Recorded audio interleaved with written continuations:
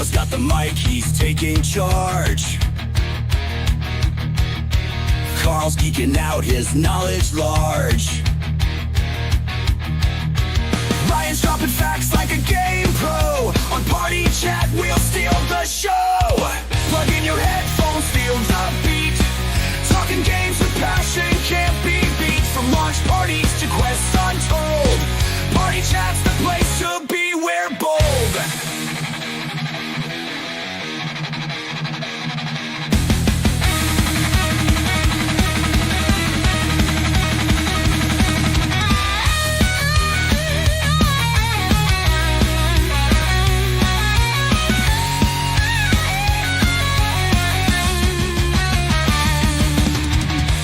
Favorite games of all time, pixelated worlds and icy climes, controllers and joysticks we adore. Level up loves with us, there's so much more. Plug in your headphones, feel the beat. Talking games with passion can't be beat. From launch parties to quests untold, Party Chat's the place to be, we're bold.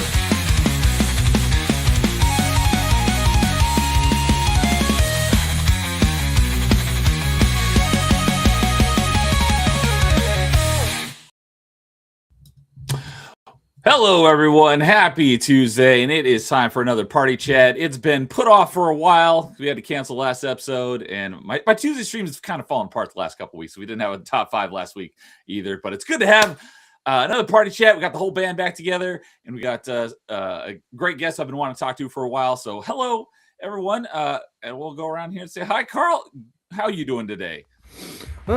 Just peachy keen, I guess they would say.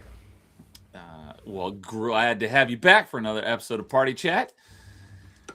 So, and hopefully things are, still keep getting better for you throughout the day. Yeah, it should be.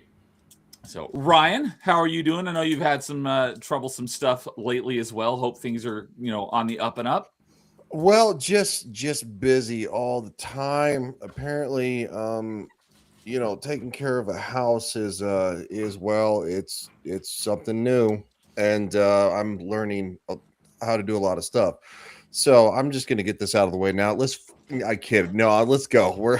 It's nice to be back. I'm exhausted, and I'm going to make it as long as I can. But you know what? At least I made it here for the beginning of the show. So all right. The end of the show might be a different story. If you have to bail, I get it, but I'm glad. I'll let you know. Here. So, and we got Creamnado joining us, who is making his channel debut. Talked to him off and on here and there because him and Carl stream a lot, but been wanting to get him on, and it just hasn't happened over the last few weeks. But we finally, the stars aligned, and he's here to join us for Party Chat tonight. So thanks for joining us, Cream. Glad to get on a panel with you for once. Oh man, thanks for having me. Yeah, it's been a crazy couple weeks for me, and I think it's starting to calm down, which is nice. So, but I am very, very glad to be here. I'm excited to talk about what we got to talk about tonight. I think it's gonna be good. Yeah, so glad to have you, and let's go ahead and get on to it. Well, sort of, because we're not going to get into our topics quite yet. What we like to do to start off before we get into our topics is just go around the horn here and just mention what you've been playing lately, and anything you want to mention, good or bad, about it. So, Cream, what's something that you played lately that you want to mention? I found out that UFC 5 was on sale for like $20 on Xbox, so I picked that up. Ooh, that game is it's really fun to knock people out. Is this like modern Xbox, or is this like an original Xbox game? It is modern. This is okay. So this is the newest one they put out. I got this on my Xbox Series S. Okay. When you're actually fighting, it's really fun. Everything else, the most boring game I've ever played in my life. You spend most of the time in the career mode doing fight camps where you just are told to hey, you need to switch your stance here 40 times, and then you get an XP bonus and stuff, and it's that part of it is absolutely abysmal. But when you get into the fighting, the fighting mechanics really smooth, and and enjoyable. So if you do pick up the game like I did, don't play the career mode. Just beat people up. Just play as Khabib. Okay. So, I'm not, I play a wide variety of stuff, but there's a couple genres I typically don't touch. That being like fighting games, standard fighting games, but something like UFC. I've never played a UFC game, probably wouldn't, unless there was a really good reason. But in that kind of sort of same vein is, wrestling and WWE and stuff. Are you into wrestling as well? I am. I have a wrestling podcast actually. Oh, okay. I did not Hey, know that. you do? Podcast. Yes, Because humble shill. this guy Pin down podcast. This guy right here, Ryan, he has a bit of a history with wrestling. So I was gonna say, if you're a big fan of wrestling, you two should talk. Oh yeah, of course. I mean, hold on. I'm gonna have to show this, aren't I? I'm gonna have to show. Oh, you're gonna pull it up? I'm gonna have to pull it So up. go ahead and, while we're on the topic, Cream, go ahead and shill your wrestling podcast a little bit. yes. I have a podcast with two of my buddies, one of who is black. I like to say that all the time, just so people know that. That's important. Yeah, exactly. I feel like They have he's diversity fine in with it. Canada. That's what he's saying. Well, no, he's in LA, but still, he has no problem with that. But yeah, we talk a lot of wrestling. We will often watch the shows, do watch parties live, that type of stuff. And I know we're all very, very excited for this Saturday. Humble brag, humble promotion. Watch this Saturday evening before Elimination Chamber. But yeah, I love wrestling. I always play the wrestling games. I was just talking to a buddy of mine today, saying like I'm like an addict. I'm like jonesing, scratching my forearm because I see that there's a $200 version of the game. I'm like, I have to get it. Okay. And what was the name of that podcast? Pin Down Podcast. Pin Down Pod. That's a good name. All right. So this is what Ryan's. Anytime we get on the topic, this was Ryan back in the day. That's you me. wrestled in FCW too. You were. I did at the transition period from FCW to NXT. So literally, the referee in the ring right there. A lot of people who watch wrestling will know him as Jason Ayers. He started at I believe Ohio Valley Wrestling. Then he went to FCW, and that is me. All 6'4", 245 pounds of me. Yeah. Oh wow. Legion. That's Did you, where. Go ahead. Who would you have been wrestling at the time? I know there was like Roman, His Rollins, Ambrose, those guys. So yeah, actually, Seth Rollins was actually there when I was there. Paige was there, also known as Soraya, and Summer Rae. She was there at the same time too. And there was one event that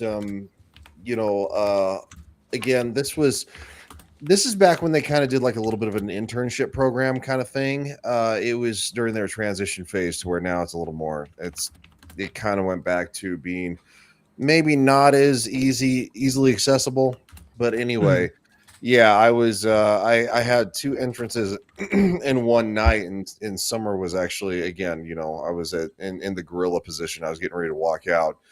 And she's like, "Oh, you get two entrances, huh?" And I'm like, "Yeah, I'm doing a run-in, because this guy named Jay Summers, I don't know what he goes by now, but he was beaten up on.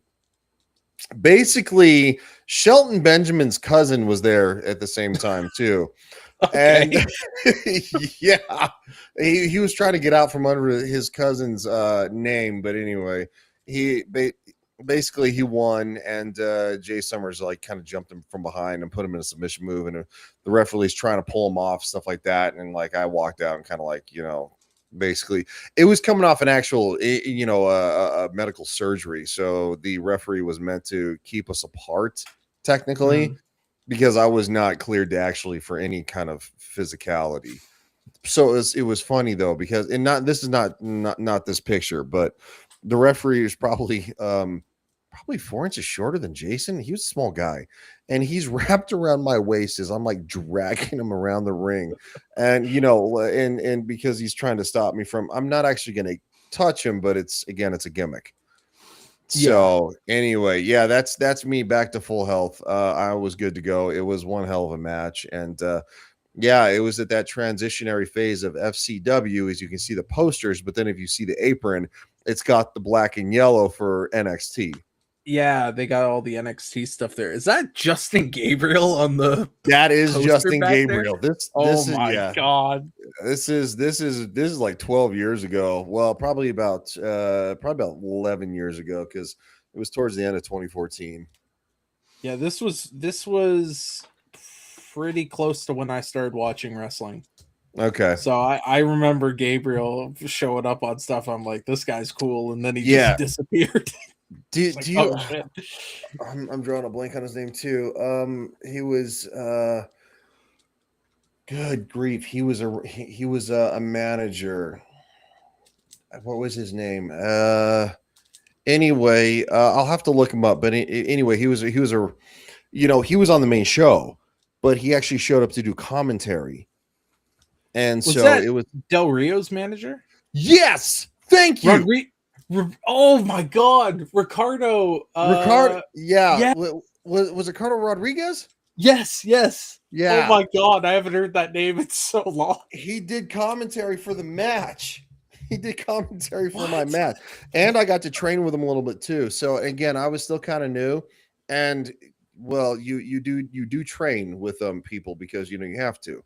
Anyway, I slightly botched a clothesline, and I was meant to throw it over him, and he was meant to duck down. I didn't throw it high enough because I'm taller, and I actually popped him in the nose.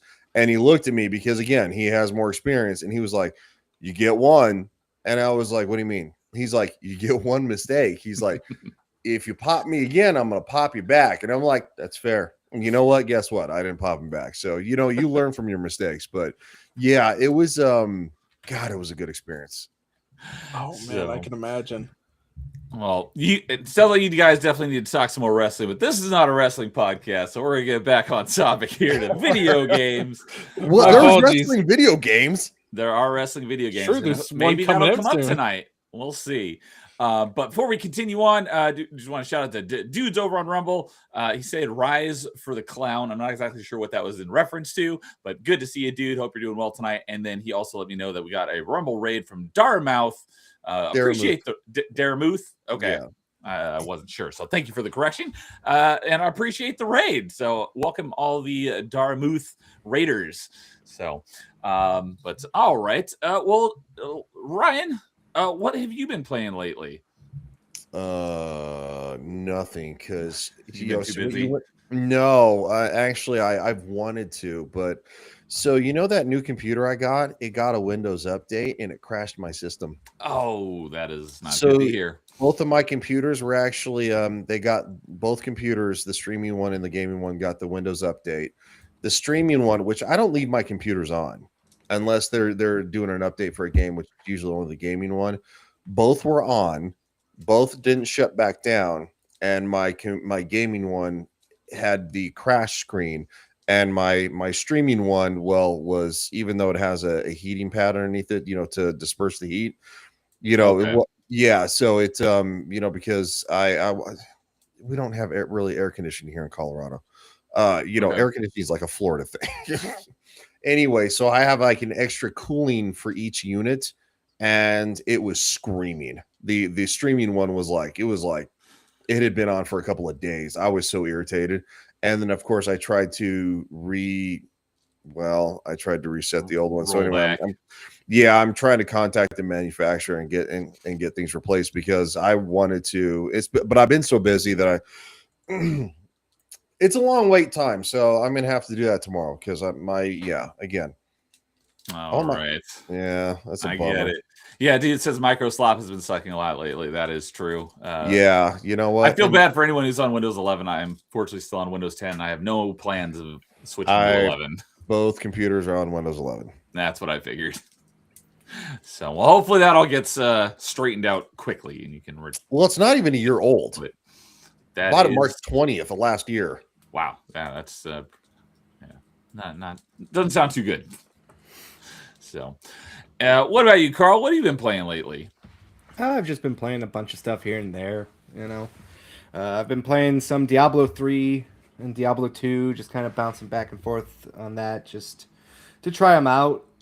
You know, I just felt like the itch after the recent Diablo news, and I'm like, oh, let's go back and check them out. Still playing my Age of Empires every day. It's my little sit down, play a little bit, and have a lot of fun kind of game. And besides that, I've been trying to play Monster Hunter Stories. Okay.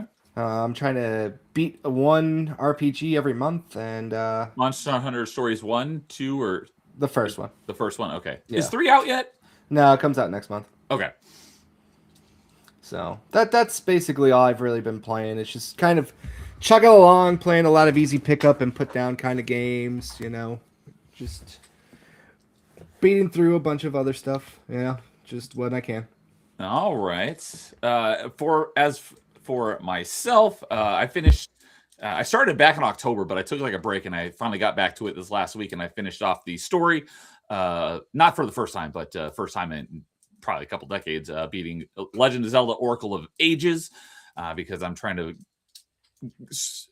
And then right after that, I immediately started. 'Cause I'm at the beginning of the franchise, so I'm playing through the original NES Zelda for the very first time, and I'm basically going through. I'm going to be going through all the Zeldas in or release order, I should say, up to. I'm going to try to get through Wind Waker as quickly as possible. So.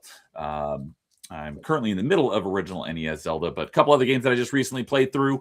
I replayed Plague Tale Innocence, and then I immediately followed that up with a first-time playthrough of Plague Tale Requiem, and that game was fantastic. I know Carl's mentioned it a lot on how good that game is, and it was an excellent game. So we'll be talking more in depth on his channel tomorrow night about those on Backlog Battling. And then last night I finished off Islets on Metroidvania Monday, and the other game that I've got in the that I'm kind of in the middle of is I started playing Ninja Gaiden Ragebound as well. So that's kind of all the stuff that I'm currently working on. Let's see here. Was there anything else? I feel like there's one other game that I'm missing. Nope, that's about it. So, but yeah. All right.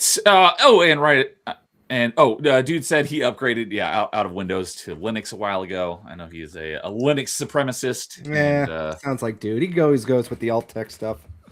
Yeah, which he's I like totally a hipster understand. to me. He's like, if it's mainstream, I got to go against it. I totally understand the love for Linux, though.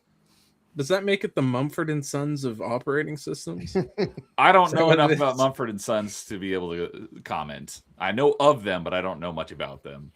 And the Nightmares probably for the best. Mumford and Sons. Evening, guys, and evening to Todd Howard. What's up, good evening. It's me, Todd. Tourist is in chat. Hello, Tourist.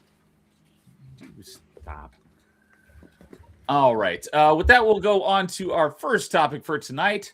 And so the first one, let's see here. This was, okay. So the first topic we got for tonight, this question was inspired by a screenshot I saw on Twitter/X a few, like a month or two ago. And it had a picture of like classic original, like PS1 Resident Evil, but as like a turn-based RPG. And it's like, oh, you know what? That's a really good idea for a party chat topic. So I turned that into, what is a franchise you would like to see turned into a turn-based RPG?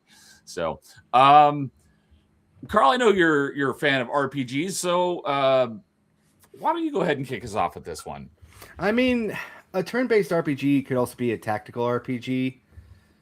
And we've kind of seen that already with a game like Gears Tactics already pop up. So it got me thinking, Halo could probably get one of these ones too. They already did a RTS kind of game, so they could probably come up with something like that along the lines too. That's funny because that was one of the games I wrote down. It would be interesting to see Halo as a turn-based RPG, either in a standard, like, you got Spartan and maybe like some other Spartans or ODSTs, and you got Covenant, take turns, or a tactical Gears Tactics XCOM style as well. Either one of those could really work. Or like an advanced war kind of feel to it as well, where you can bring in all the vehicles. Okay. But I don't know, too many like turn-based RPGs, like a real turn-based RPG, you really got to think about it.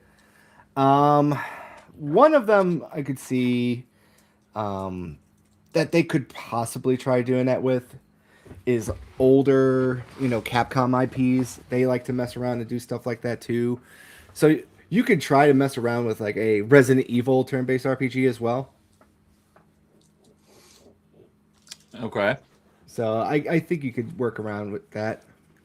Just break the mold, kind of do what they originally. Oh, you know what? Even better one. Onimusha. They could do a Onimusha turn-based RPG. Okay, that makes a lot of That would sense be given good. it's originally started from Resident Evil. Yeah. And we were just talking about that. So okay, cool. All right. You know what? Let's see here. I saw another thing that I wrote down in chat, but real quickly before that, dude says, "I bet Ragebound is better than any 3D Ninja Gaiden games." That is incorrect. Ninja Gaiden Ragebound is good, but it's not as good as Ninja Gaiden 1 or 2 on the Xbox. It's definitely better than 3 though. But I know he's not having fun with the Ninja Gaiden games. But he says Zelda could get turned into a turn-based RPG, and that is also a game that I wrote down. That would be interesting because you could have, you could have Link and Zelda and Impa and all the other like ancillary characters on one side versus just like I haven't really played much of Final Fantasy, but what I imagine Final Fantasy, or probably more like Final Fantasy 7 is kind of what I'm imagining. And you got all the different enemies on the other side. You take turns. There's all sorts of spells. Zelda could absolutely make a great turn-based RPG. I could see the Four Swords. They just did another version of that game, just where they split up Link into 4 links. Okay. I hadn't thought about that, but that could work too. Yeah, you can make it a turn-based one, kind of in the vein of the old Final Fantasy kind of style. Yeah, and Nightmare says, "What game do you want to make into something I'll never play?" That's where, like, similar to me, like I'm not big on turn-based RPGs, but if you do it with a franchise that I do love, I would definitely give it a shot. So, like a Halo RPG or a Zelda RPG, I would absolutely give that a shot. So, what about you, Cream? Well, first off, Cream, are you a fan of RPGs? I'm a fan of RPGs. Not really turn-based. No. Okay, that was going to be my next question. Because I like RPGs, but I'm not a big fan of turn-based RPGs. I was going to ask you, are you a fan of turn-based and real-time, or just one or the other? So it sounds like you and I are kind of might have similar tastes in RPGs. I'm more of a real-time guy. Me too. There's a couple like Clair Obscur. Oh man, that game's so good. And it's I know it's kind of has some other mechanics, but it really is a turn-based RPG. When you get into your battles, right? And Pokemon, which is, I guess, the like most normie turn-based RPG you could get out there. I didn't mind that either, but for the most part, I don't really go for them. But you know what actually would really work? I'm not just saying it because I have Todd here, but if you took like Fallout, made it pretty close to what the older Fallout games were, but as a turn-based RPG. Right? I hear Ryan's really good working up right now because he's a huge fan of Fallout. I am. So another Fallout Tactics. Really basically, yeah. I think we're overdue for another Fallout Tactics, to be honest. Well, and you could do that. You could do that with Elder Scrolls as well. I would absolutely. I would definitely give an Elder Scrolls turn-based RPG a shot as well. That would be interesting. Yeah, especially with like the companion system that you would have, right? You can kind of focus in more on the story, and you can have it go all over the place. Kind of like Daggerfall, where you can go anywhere, as opposed to be like limited to a certain open world area of what the entire map of Elder Scrolls is supposed to be. I think that one's probably the most interesting. Out Something of, like, that isn't Blades. Has. Yeah, basically.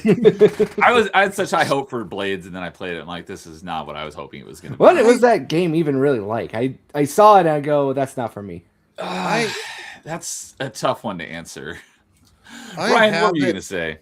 Well, hold on, but I have Blades on the Nintendo Switch, and I was told it is on Switch, and I was told that when it launched, again, it's not my favorite, but we were going to get a PC version.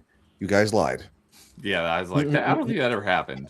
No, it never happened. I wanted a PC version because I don't want to play it on the Switch. But anyway, I did play part of it on the Switch. Yes, and dude is right. Ryan is one of the few Fallout 76 fans. I did beta test it. I know that he does not like the game. I think it had its charm when it came out. Was the hate all warranted? It was mostly because, quite frankly, they gave you that canvas bag and you guys were all pissed off. So, and the helmet had mold. It didn't have mold. They the found out Nuka-Cola stuff. I actually have the Nuka-Cola helmet, and they found out that it was only a small amount, like literally like tens of Oh, tens that's right. I had remember you mold, and mentioning it that was before. bullshit. So yes. Anyway, you know what? People just love to hate in today's world. They do. So anyway, long story short, shut up, Nightmare. Good old Ryan. Good old Ryan. Yes, no, I am a fan of Fallout Tactics, and again, it's basically a tactics version of the. But I think As the name would imply, yes. yeah, and of course you have a Final Fantasy Tactics, which I did enjoy myself on the Game Boy Advance. I did not play the original, the '97 version. I don't mind turn-based RPGs. I really don't. Are they the most exciting? No, but are they intriguing? Yes. And I think you can have a lot of fun with them. So anyway, I think of course, Fallout is always near and dear. I think Elder Scrolls would be good. I'm thinking maybe a little Mass Effect. Throw in a little bit of on planet combat, maybe a little space combat. I think that would be kind of fun too. It's something I would definitely explore and look into. So, and Nightmare mentioned that the most recent Pokemon game was not turn-based. Scream, if you are interested, you might be interested in that one. I think that would actually make me less interested. I gotta be honest, going completely away from their gameplay style. Which one, Carl? Did you play the most recent one? Of course. Yeah. Which one is that one called? ZA. ZA. Okay. I was like, I think it was ZA, but I'm not exact. I wasn't exactly sure. So, it does a lot of interesting things to try to change up the combat. I don't think it's necessarily bad. It's still basically just turn-based combat, but more active.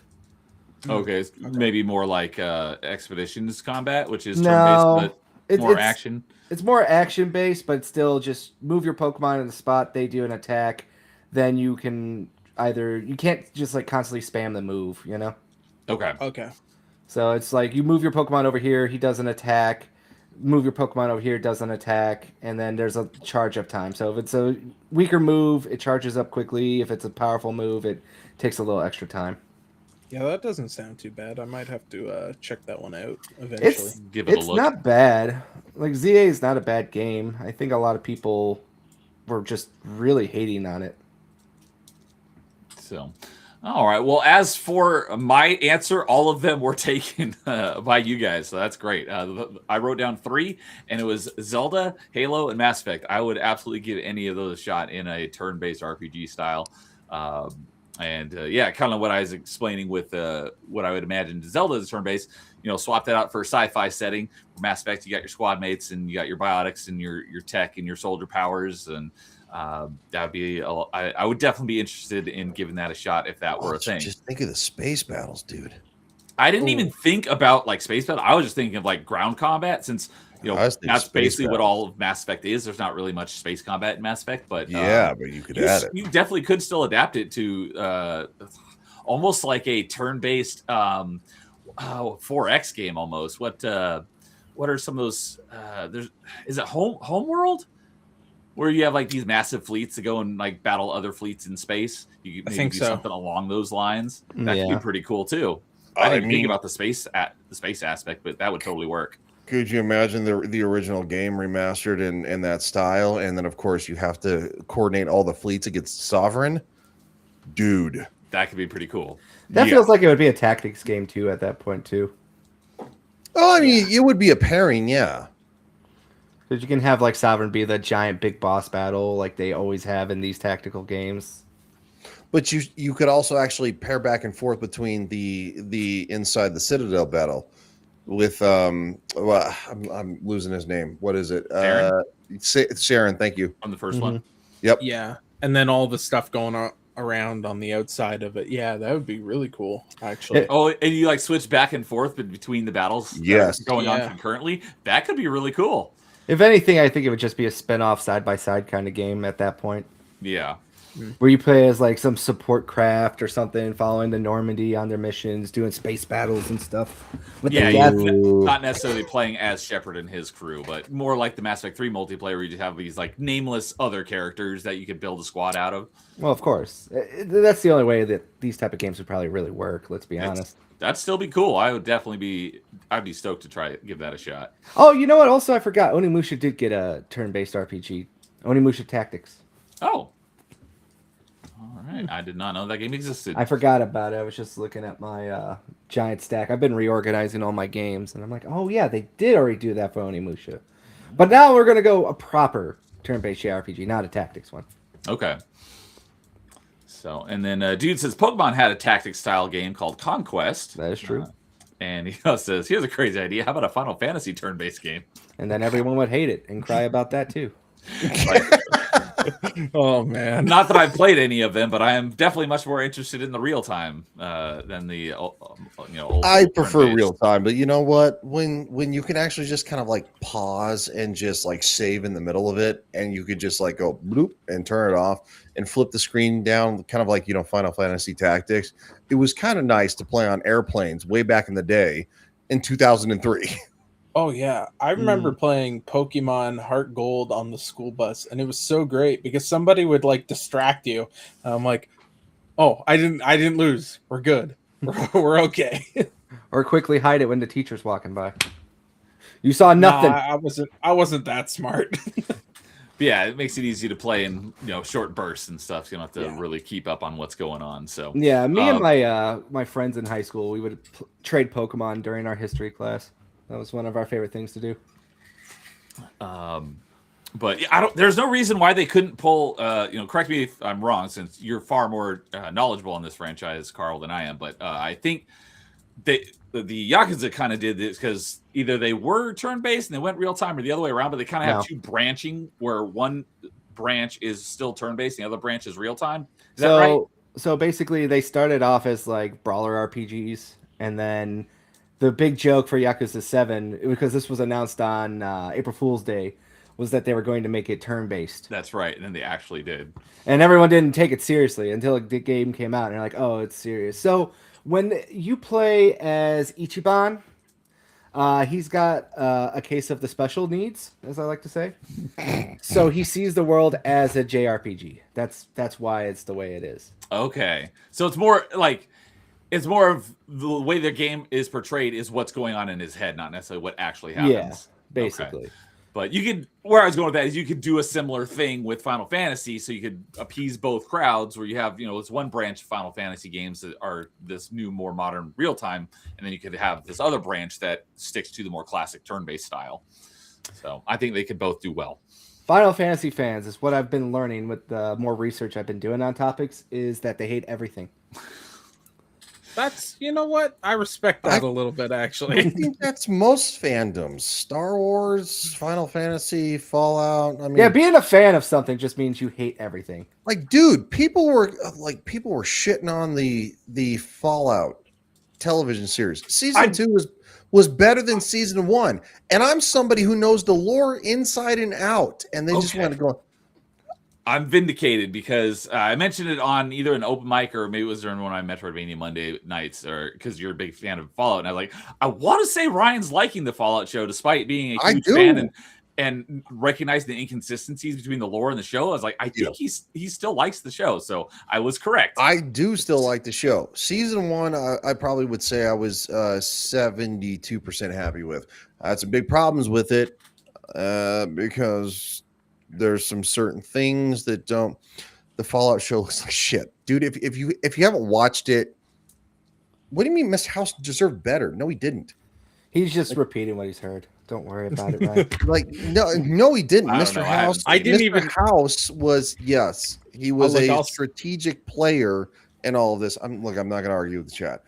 Everybody's allowed their opinion. I didn't even like I didn't even like season 2, but House was done right. I thought House was fine. He was done right because Mr. House was the man who knew everything. But the thing is, though, he didn't know everything about the end of the world. Is Mr. House, is that Walton Goggins' character? No, that's Justin cool. Pro. Okay, I don't know who that is. We need a Ryan versus Lethal on Fallout. I mean, Yeah, Lethal's been has a massive hate boner for that show. I wanted to like Lightning? it. Yeah.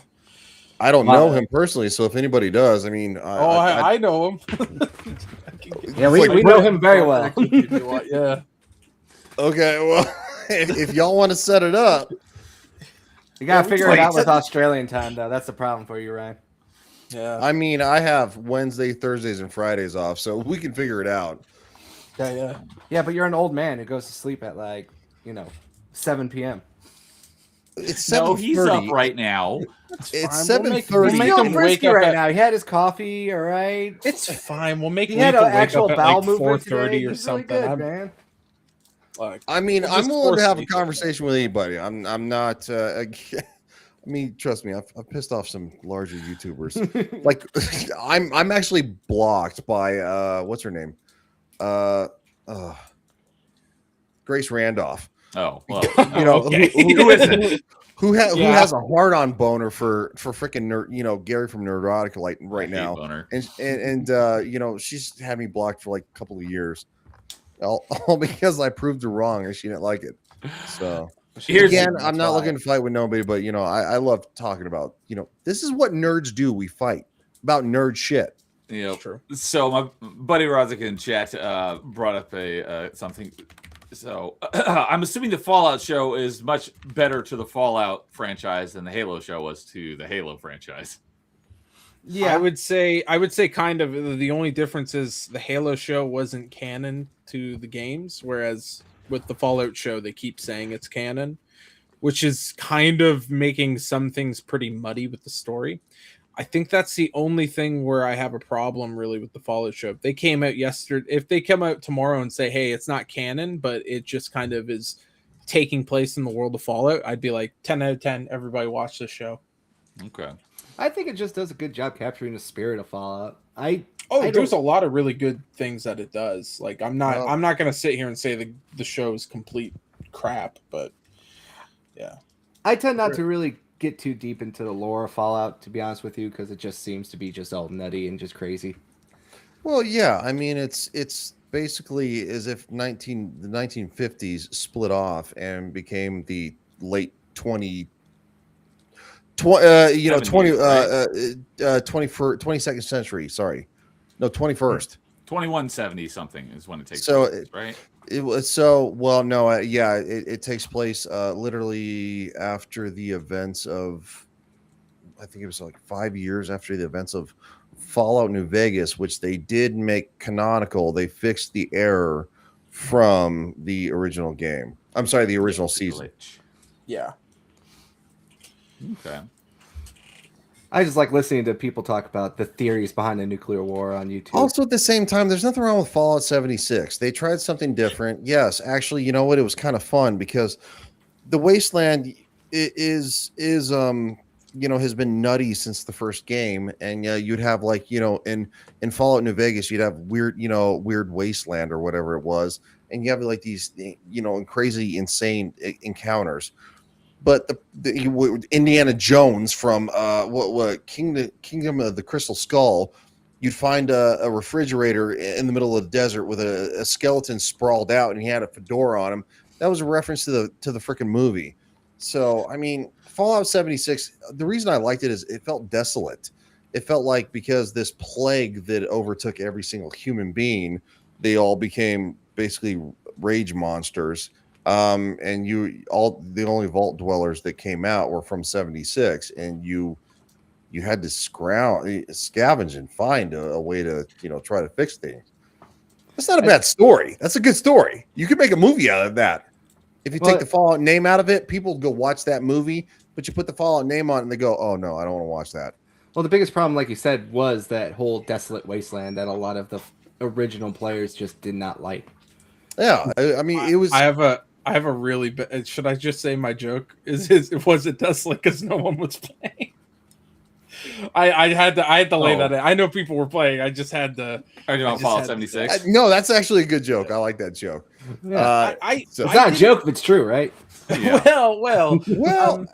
Yes, there were problems with the launch. Massive problems. I have a lot of problems with Fallout 76. My biggest one is that it's like kind of like a survival game where you can like raid people's bases, but then that option can get turned off. And the first and only time I ever played it, I couldn't raid people's bases. And I was just like, oh, but like there was a mechanic that's just like, you can't damage this. And I was like, oh, that sucks. See, and I never actually I played the game with somebody like once during one session during the beta, and I was like, okay, that was fine, but I spent the rest of the game playing by myself, and I avoided everybody else. Like if I ran into somebody, I pretended I didn't see them, and I just kept on moving. And yeah, I think I got griefed like once or twice, but I didn't care. Because you know they couldn't really affect your game, so it's like if I wanted to engage in combat, that's great. If not, then no problem. I did like when they charged more for this, which I don't think they should have. What Fallout First or whatever, where you could actually have the whole map by yourself.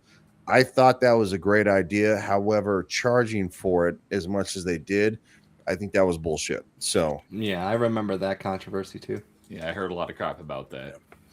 So. I gotta read the room, man. Read the room, dudes. Yeah, that was like some Tarkov stuff where they wanted to charge for like PvE. And they wanted to charge people a crap ton of money for it. Yeah, but that just felt like, ZeniMax was really trying to hammer that live service thing and try to scrape as much money as they could off of this stuff, you know? Oh, I don't like it, but I understood why they were trying to do that because ZeniMax was floundering very hard. All right, we'll go ahead and move on to our next topic for tonight. And the next one on the agenda is shout out to Melee James gave me the idea for this one. He was talking about it on one of his streams. He was talking about Mortal Kombat 1 and how much he disliked it, but because he's such a big Mortal Kombat fan, he's going to play the DLC and whatever game comes next. So I was like, oh, you know what? Thanks. That gives you an idea for a party chat topic. So shout out to Melee James for this one. And that is, what's a franchise you would play no matter how bad it gets? So I'll go ahead and kick this one off because to no one's surprise, my favorite franchise of all time is Mass Effect. Doesn't matter how bad Mass Effect 4 is going to be. And as long as it comes out, I will play it no matter what. We had Mass Effect 4. It was called Andromeda. No, it's not Mass Effect 4 because Mass Effect Andromeda. Are you sure? Because it was the fourth game in the franchise. It is the fourth game in the franchise. That does not make it Mass Effect 4. I mean, just look at Assassin's Creed. The fourth game in the franchise is the second, or is it the third Ezio game. Yeah, they had a trilogy. Why do you make me do this to you? So, you always Mass Effect 4 is going to be a continuation of the original storyline, which is why it's Mass Effect 4, not Mass Effect 5. But anyways, regardless, the point is that I hope it doesn't suck, assuming that it does come out, because there's been no announcement that it's been canned. I wouldn't be surprised if it does get canned, but it's kind of like their last chance to get something right, since BioWare's just butchered basically everything they put out over the last few years. But assuming that it does get put out, hopefully it's good. I don't have high hopes that it will be, but it doesn't matter how bad it is. It could be Dragon Age Veilguard's level of bad. I will still play it. So curious from you guys, if there's a franchise, no matter how bad it gets, you're still going to give it a shot and play it. So Ryan, what about you? Well, we just talked about one that I did. So Fallout 76. I've heard that got, that's actually a decent game. It's just, it started off rough. It did get better. Again, I think it was an evolution for the game. I think there still needs to be the original map where you can play the original story without all the NPCs, and you can play the original game or play the an updated version. But the thing is that because of again, look, if you didn't like it, that's fine. I'm not gonna knock you for that. Because people bitched and moaned so much, they changed the whole entire game, and now the original game is just gone. So like people who actually were there from the beginning, they don't get to play that game anymore, and I think that's horse shit. So but no, live service games. It is the problem with live service games. So, no, again, I mean, I understand people's gripes. I played it from the beta 1 on the PS4. Shit sucked because it crashed. It froze up. You fell through the map. You would lose loot. Like all of a sudden. Sounds like New Vegas. Hey. Oh, no. I won't. We don't. How We dare you respect New besmirch Vegas in this household. the name of New Vegas, which everyone claims is the best Fallout. I haven't played it yet, but I will. Well, look, and again, I love all the Fallout games. I really do. Even Tactics, which was very campy in some places and stuff like that. But Including Brotherhood. Yeah, Brotherhood of Steel's my favorite. The one with the new metal soundtrack. That's a great one, right? That was what was the one that was on the Nintendo 64? That was Brotherhood of Steel, I think. That was Brotherhood of Steel. Yeah, no, Was I that never on the played N64? I thought that was on PS2 and Xbox. I think so. It Hold on. might I have don't think been. it was the N64. I game, no. never played that one. Are you confused that with StarCraft? No, that's Rude Wars. Carry on.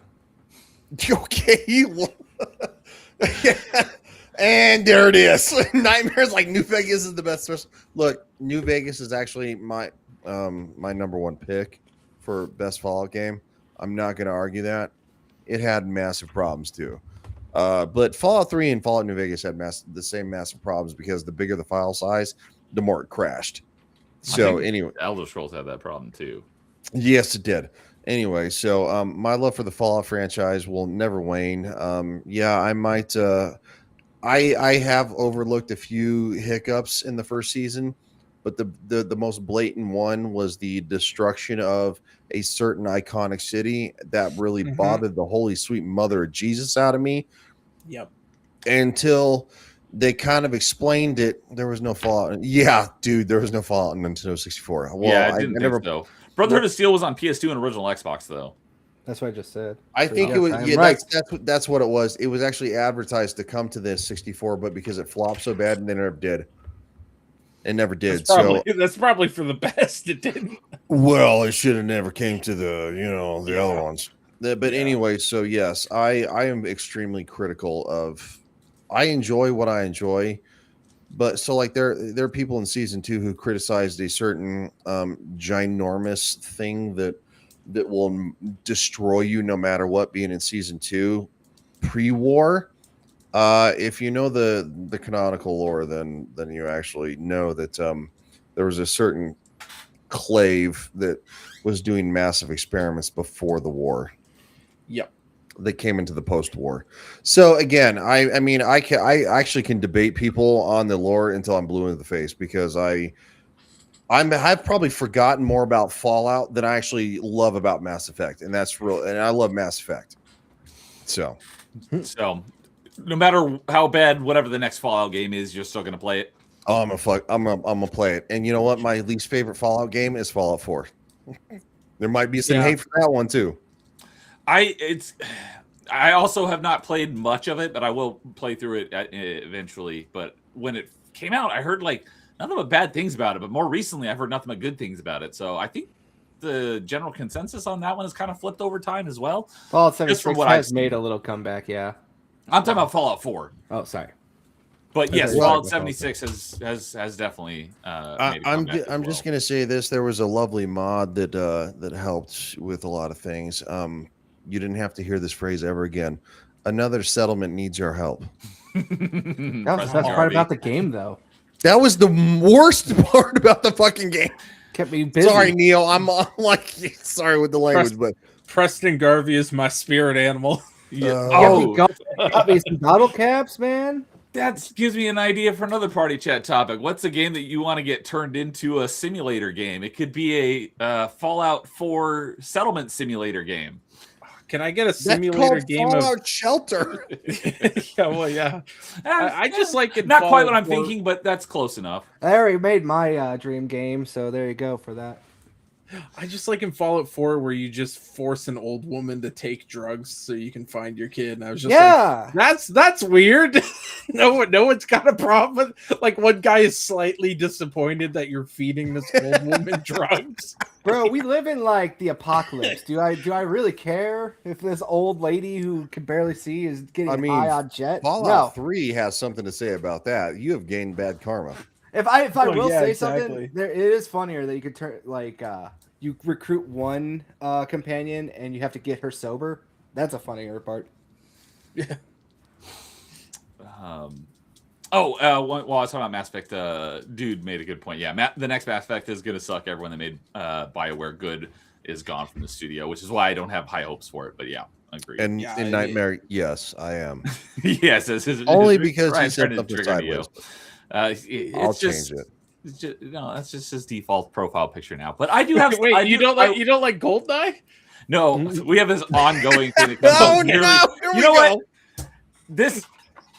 I was going to save this to the end of the Pierce stream. Brosnan ever do to you? But okay, They won Game of the Year, and Neo hasn't gotten over Perfect Dark. Never getting nominated. So we have That's this what happened. ongoing argument nearly every party chat because Ryan loves GoldenEye. I love GoldenEye too. I got my box for it right there next to the other better FPS on N64, Perfect Dark, which is.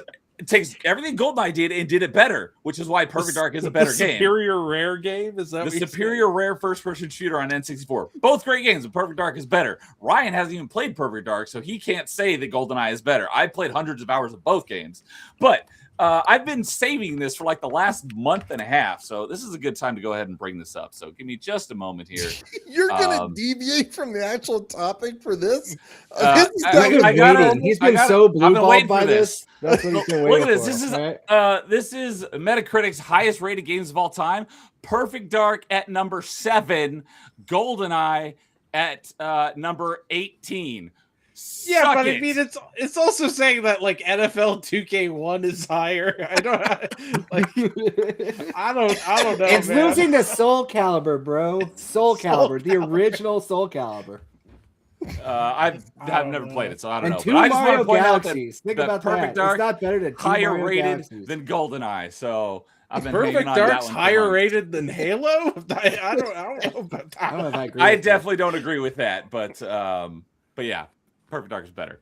And there's nothing that you can say to change my mind on that. You have been sitting on this for how long? I came across that like a month and a half ago, and just because we had to cancel stream and you weren't here for a couple episodes, I've been waiting to bring that up on Party Chat. So like, now is the time. It's been sitting there fuming, just like I'm gonna get him. I'm gonna show him. But no, I love GoldenEye. It's just Perfect Dark is even better than GoldenEye, but Ryan can't. But who won Game of the Year? I'm assuming GoldenEye, but I don't know. Perfect Dark didn't even make the cut, so there you go. Just for the record, how many streams have we done this? That the chat always goes GoldenEye, GoldenEye, GoldenEye. It's just because so many more people played GoldenEye, but Perfect Dark is a better game. Listen, I'm just saying. We know why GoldenEye is better because you play as a man. The people have spoken. Right? Look, it goose for the whole Fallout 76 thing too. I love Fallout 76, but you know what? The people don't. Gotta listen to the people. So Ryan, would you marry Fallout 76? Is that the type of love we're talking here? No. Is it like a bro love? I don't know. What kind of levels are we going here for? I'm just like asking. a You said you one-night love it, so stand that's why we're type trying of to thing, establish. or- You know what? It's kind of like the love you have for for some people, normal people. The Like love when you you have join for the your military, the kind of love where you go shower with other dudes. You're willing to die for them, but you're not willing to, make out with them. No. Is this Barrack's bunny love or? Whoa, that's a good change. No, that wasn't would expected. probably. Wait, so you said it was like cousin love, so like Alabama cousin love, or No, that's why I said not that one. Oh, not that one. So like Quebec cousin love. No. The fuck does that mean? Yeah, it's the same. It's the same. It's the same as French. It's just in French. All right. I have that kind of love for Fallout New Vegas. That's the cousin from Alabama love. That's kind of weird. All right, well, getting back on topic. Well, you know what? If she's pretty, you know what? You might as well do it. Were you the guy whose mom said you should take your cousin to prom, Ryan? Is that what you're saying? No, actually, I had a real dates prom. So there you go. All right. So it's not like that type of love. Not like that. All right, well, getting back on topic. Cream, what about you? What's a game that you would play the next one in the franchise no matter how bad it gets? Oh, not a game I would make love to.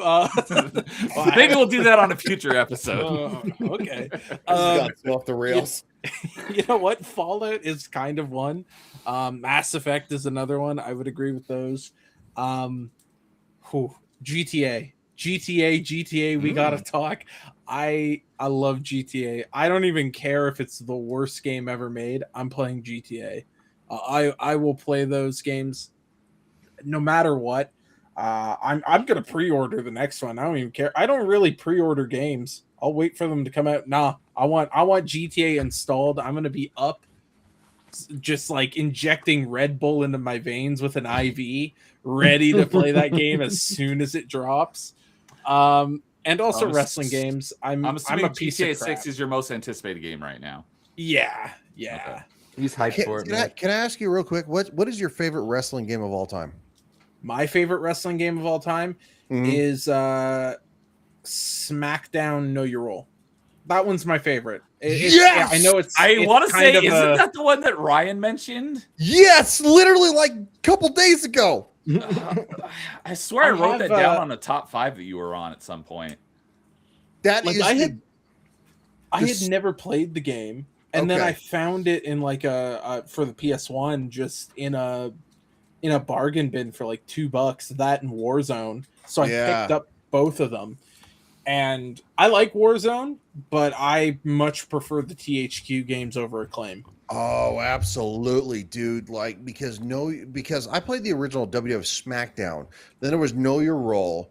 Then it was Just Bring It, which I thought Just Bring It was really good, but it kind of fell off the mark. And I think Shut Your Mouth actually was literally elevated it to almost the level of Know Your Role.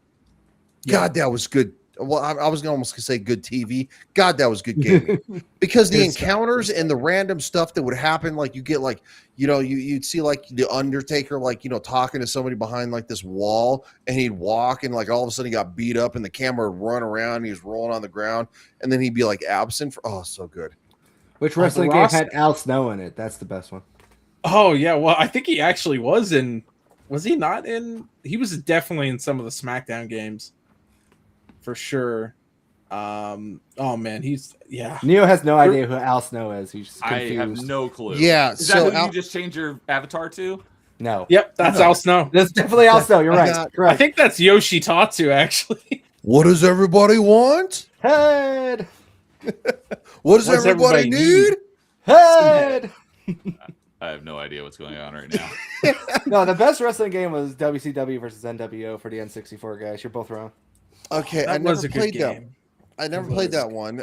I will need to pick that up because again, my favorite storyline to date in wrestling history is the Invasion storyline.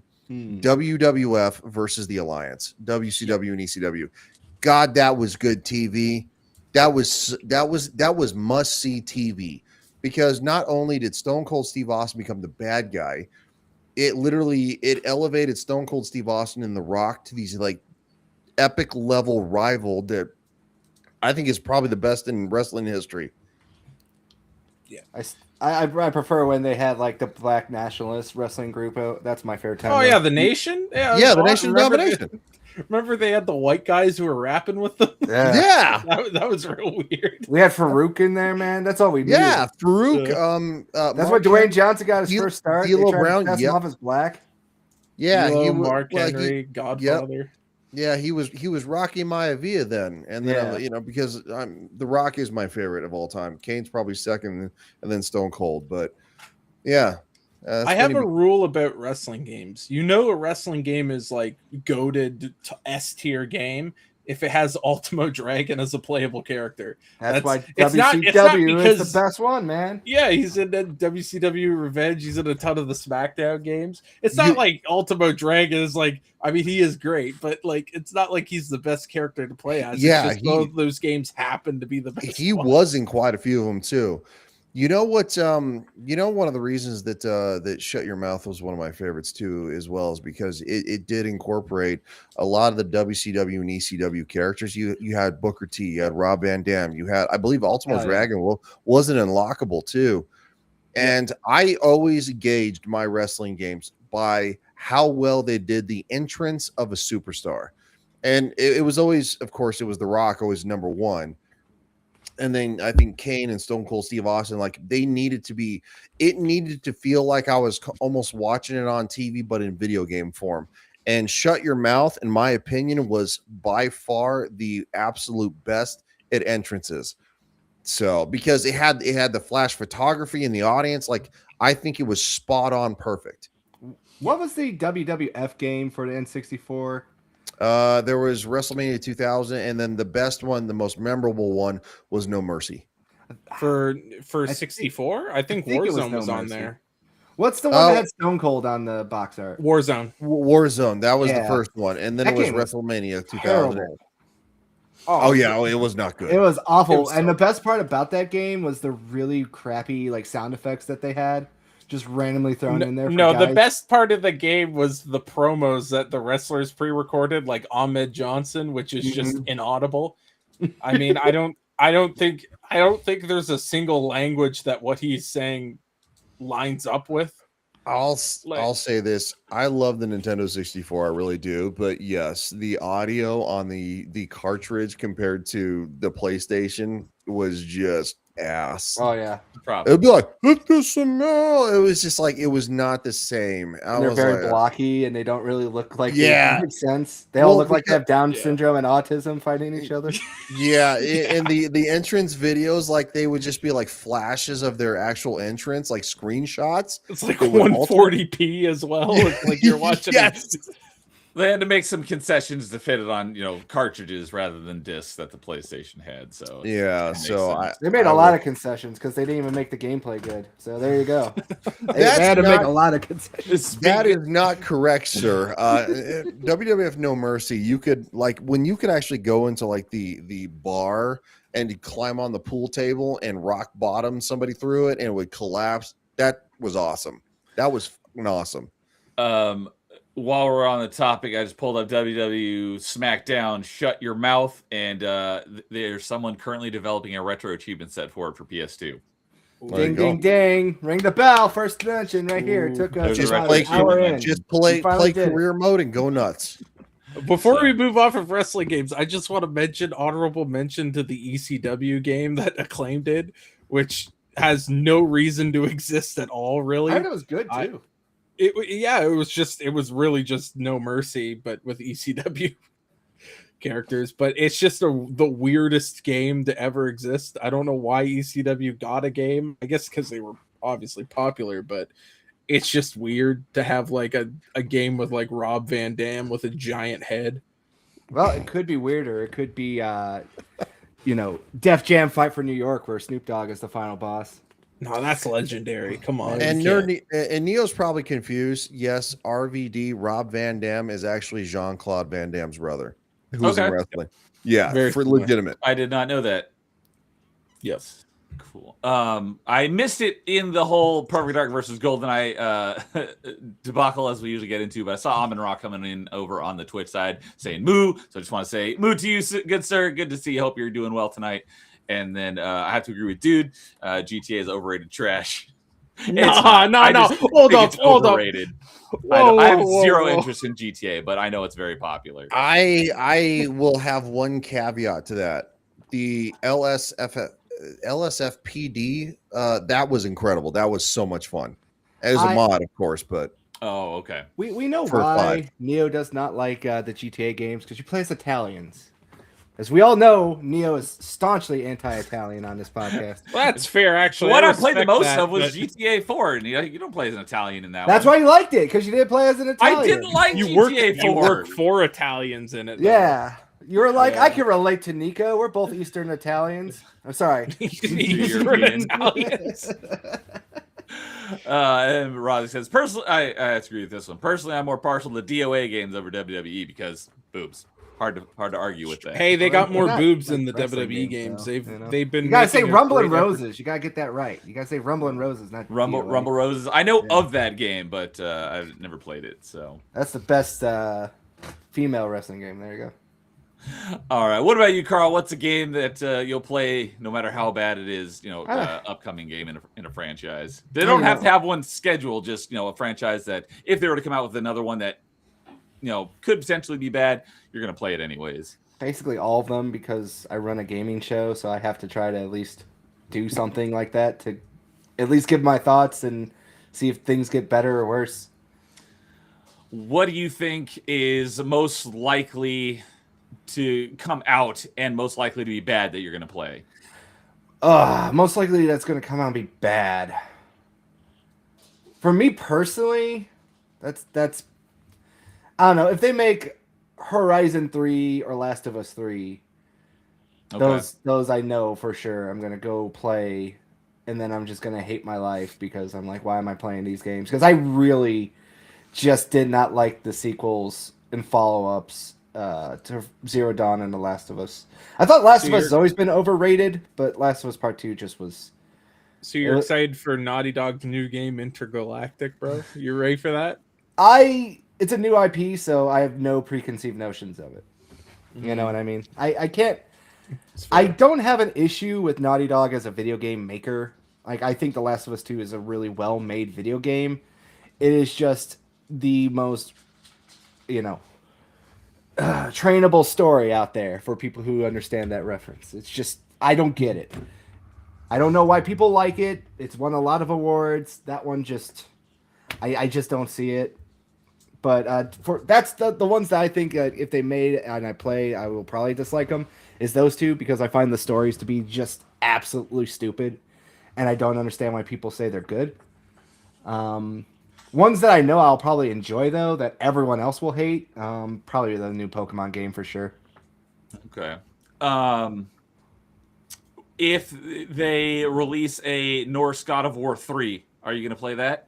I didn't hate Ragnarok, but I didn't like Ragnarok. Okay. I know you didn't like it, but I wasn't sure to what degree. It was like very mediocre. Sony has this problem where their sequels are starting to all become homogenized. Like, that was also another big strike against Spider-Man 2 for me, is that they always now include this random, half an hour to an hour walking and talking about our feelings segment that slows the games down completely to a standstill, and they add nothing to it. So that's I'm calling it right now. And Wolverine, you will have one of those walking and talking about feelings segments that we're going to see. I'm 100% guaranteeing it. I'm calling it now. All right. Any other games that anyone's like, yeah, I'm going to play it no matter how bad it gets? Halo. Easily Halo. Halo. Oh, yeah. I have not played Infinite yet, but I'll be playing it soon. But I've heard very mixed things. I've heard from a lot of people that like it's actually really good, and other people like, it sucks. So I don't know what. Personally, I'm sure I'll like it better than Halo 5. Another one for me is basically any Paradox strategy game, because I'm again a piece of crap degenerate. I will play any of those like RT, like the friggin' grand strategy stuff. I'll play that all day. I'll waste like 3 days of my life playing it and not realize that I have done that. What is an example of one of the games you're talking about? Something like Stellaris. Okay. Hearts of Iron 4, Europa. Like, I bought the newest Europa game, and it was good for about a month before they broke it. Okay. Probably the next expansion that they do for Age of Mythology. That probably won't be that good. But you're going to play it regardless. I already bought them. I got the DLCs ready to go. They just released the new expansion for Age of Empires 2 just recently. Okay. So I'm curious. I don't know. I like these games. It's just a Pokemon for me. That's really what it's going to be. I really do enjoy the Pokemon games, and I get a lot of pushback from people who haven't played a Pokemon game in 20 years. But, it is what it is. All right. So moving on to our next topic for tonight. This topic is from one I came up with the topic while I was playing the game I'm going to talk about in a few minutes, but I'm not going to tell you what game that was quite yet. But we're playing, and there's AI teammates, and I'm like, holy crap, the AI teammates in this game don't completely suck, because most games that have AI teammates are almost completely worthless. So I was like, let's give a shout out to those games where your AI teammates don't suck. So I'm curious from you guys, what's your favorite games where your AI teammates aren't completely useless? Oh, jeez. There's probably not a whole lot to pick from. I'll start. There's a decent amount of games like that, I would say. Left 4 Dead teammates are usually pretty good. Okay. When you just play with Left 4 Dead AI bots, they're pretty responsive, and it gets to you really quickly. I did not think about that, but I haven't played Left 4 Dead since it was the first one. Since it was new, I never played the second one, so it's been a very long time. I will say, just playing these games recently, this is a double-edged sword. The Gears of War AI for your allies is actually pretty decent too. I do love the fact that they are willing to sell out and die trying to revive you, which makes it a lot more fun when you play single player and you get taken down because you get a little too cocky. And then you got 3 AI bots just rushing at you like, we're coming for you, boss. I didn't think about that. I did just a couple weeks ago. I was hanging out with my buddy Rozik, and we did play through Gears Reloaded, but that's only 2 players, so there wasn't. We played through the whole thing in co-op, so there's no other AI bots. But we have played through some of the other ones, and I know exactly what you're talking about. So that is, I would agree. I did not write the Gears down, but that could probably qualify. Yeah. Totally. I would also say this too. Recently, from playing Age of Empires, when they give you a co-op ally, they just do all the work for you. It feels like they just are willing to just go to war. Like they will make 5 units and just constantly send those 5 units out to die. Like the Russian tactics. That's what they go with. Like the death by 1,000 paper cuts. Yeah, they just don't care. It's like, oh, there's an enemy approaching. It's like a swarm of bees. The computer AI. They just go and help and just chill out in your base. And then all of a sudden they're like, okay, we're going to go fight them now. Good luck. All right. So some Gears and some Age of Empires. All right. And Left 4 Dead. Don't forget Left 4 Dead. And Left 4 Dead. All right. Well, you, Cream, you got any games where you remember the AI teammates don't completely suck? Oh boy, that's actually a hard one. I do have one, but oh man, I kind of like it when they suck. I'm not going to lie. It's kind of like fun, and it's like reassures me that I'm not terrible at video games, which I am, but it makes me feel better. It's like seeing someone really depressed, and it's like, oh, my life isn't that bad. It's like a less depressing version of that. But one game that does have really good teammates I found was actually, funny enough, a Paradox game, EU4. Did you switch to Taz? I might have. Yeah, I might have. Neil has no idea who that is. What? Well, I don't even know what you just said. He's Taz.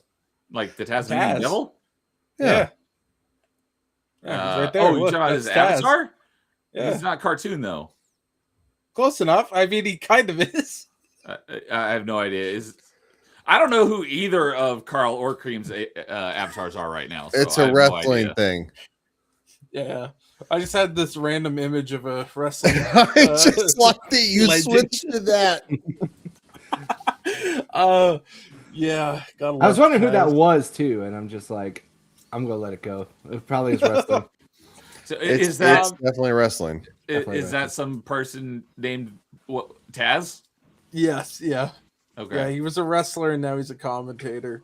Okay. Yeah, he's a legend, absolute legend. Right.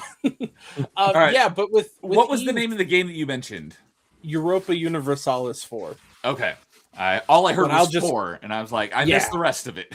Yeah, I'll just call it EU4 because it's easier than saying EU4, Europa Universalis every single time. You gotta give it its government name. Exactly. Yeah. Well, in the hit game Europa Universalis 4, you pick a country to play as, and your whole goal is to survive, live, conquer everything, colonize, that type of stuff. So, of course, there's a ton of other countries, and you have to align with them. And usually the alliances are pretty good. Like the AI is really, really competent, especially on higher levels of difficulty. Like your companion or your ally, I guess, quality goes down. Like it becomes less and less competent, but your opposing AI gets better. But even on like a normal difficulty, it's pretty good. Like they kind of know what they're doing. They'll go and actively siege down forts, or they'll come in to supply you, or even like there's a thing where they can just join onto your army and then you control where they go to. So they kind of balance out between all of that. For example, smaller allied companions will attach to your army if you allow them to, but bigger ones, like if I'm playing as the UK and I'm invading France, but I'm teamed up with Austria. Austria is not going to attach to my army. They're just going to go do what they want. But if I'm allied with, I don't know, Ulster, like a little region of Ireland, they only probably have like 1,000 troops. They're just going to come in and join in on my army, which is pretty cool for, you know, a mechanic. And I know it's not like a traditional companion system, but in a sense, it does help you with the combat with the game, like a companion would, right? So I would say that. I know that's kind of out of the box there. Okay, not bad. What about you, Ryan? You got any games you remember where the AI wasn't completely useless? Yeah, actually, I have two. Okay. I would actually say Mass Effect 2, and I'd say Fallout New Vegas, because quite frankly, they actually had your back, and it was kind of nice.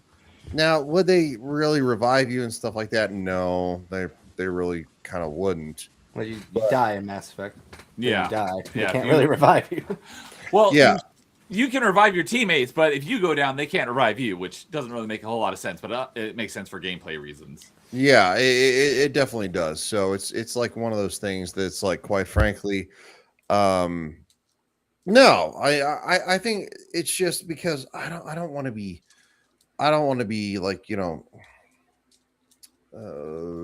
I like a companion that fights, you know, and you know, Boone was my favorite, and Fallout New Vegas, and he just always had your back. He was always there, and he hit hard. So All right. I have a similar one to Mass Effect that I'll mention in a moment, but you talking about that just gave me another one that popped into my head that I did not write down. I have talked about it on a previous episode of Party Chat. I don't remember what the topic was, or maybe it was top 5. But I'm blown away that I didn't think about this, but one that would be up there at the top, Fallout 3, Fox, the super mutant that becomes your companion. He is freaking awesome. I loved him so much. I think the reason why I talked about him was he was in my top 5 companions when we did top 5 party members at one point. So he's a great AI, and he's nearly invincible, and he can carry tons of stuff for you. He was awesome. I do have a question, because I do agree with that. What did you do in the end? Well, I played it when it first launched, and if you're talking about how it ended the game, it would not let me send him in to shut off the reactor or whatever. I had to go do it myself. Good. But after they fixed that with the broken steel, I think was the DLC, then you could send him in to do it so that you could continue on after the game. I absolutely did that, but when I first played it, that wasn't an option. Oh no, you could actually go in yourself. And, yeah, I had to. That was the only option when you originally. Well, no, even actually after the DLC, you could go in yourself. That's right. Revived, yeah.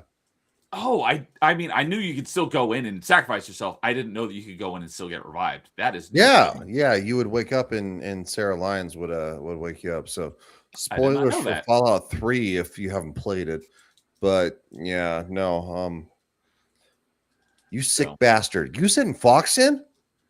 Well, after I'm kidding. The DLC, it's like he's basically immune to radiation. So why wouldn't you send him? It makes sense. Oh my God, here we go.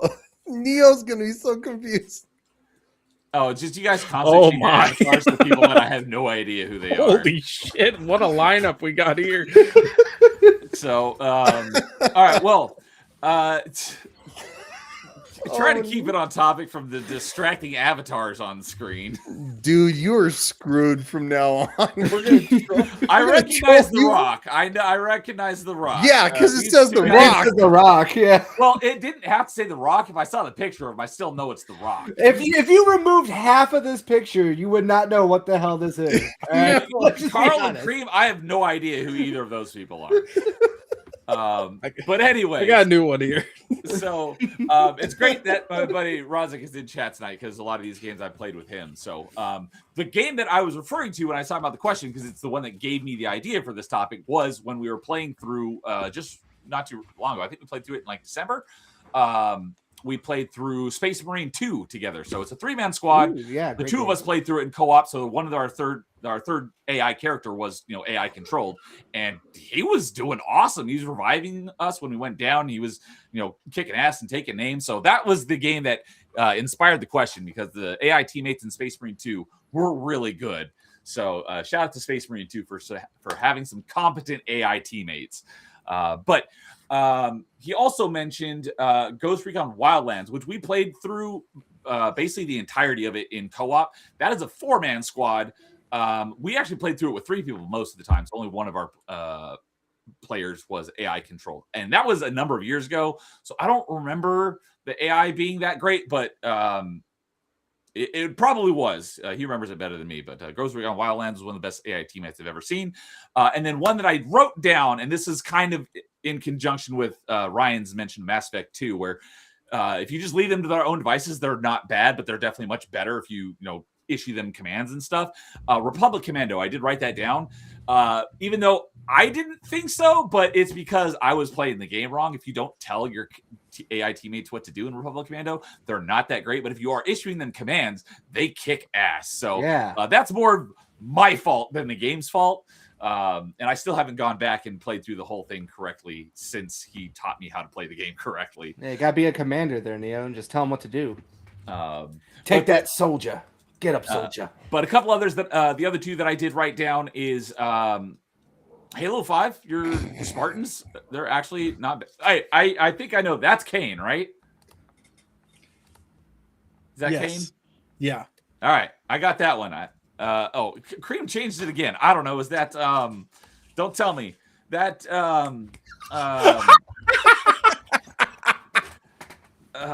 what's his name?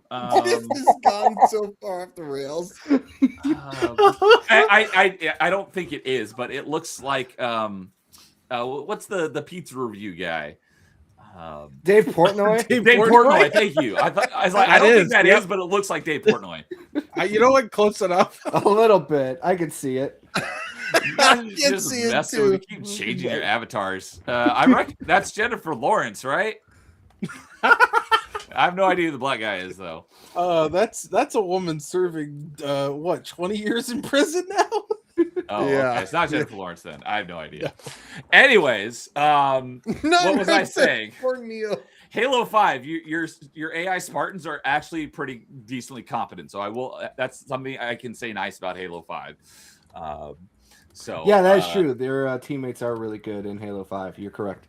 And then the last one I wrote down, I haven't played this in a really long time, so I don't remember if they were that good. But it's another Tom Clancy game, so it's possible that they were good. And I really enjoyed the Rainbow Six Vegas games. I'm pretty sure your AI teammates were pretty good in that game, in both of those games as well. So those are the ones that I wrote down for favorite games where your AI teammates don't totally suck. So. And Irish says, "Oh yeah, I do see Portnoy." So thank you. I don't think it is Portnoy, but that's what it looks like. So, all right. Moving on to our next topic. You want more of this? I'm assuming it's just going to keep happening, so I'm just going to keep moving it along here. We shut off all our wrestling lore right now. That's what we're doing. This is not a wrestling podcast, but apparently it is tonight. It's a silent one. It's a silent wrestling podcast. It's a wrestling video games and have wrestling trivia for guess the character.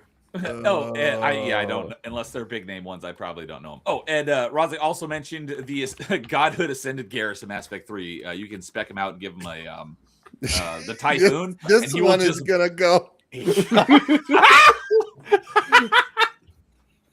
that really a wrestler?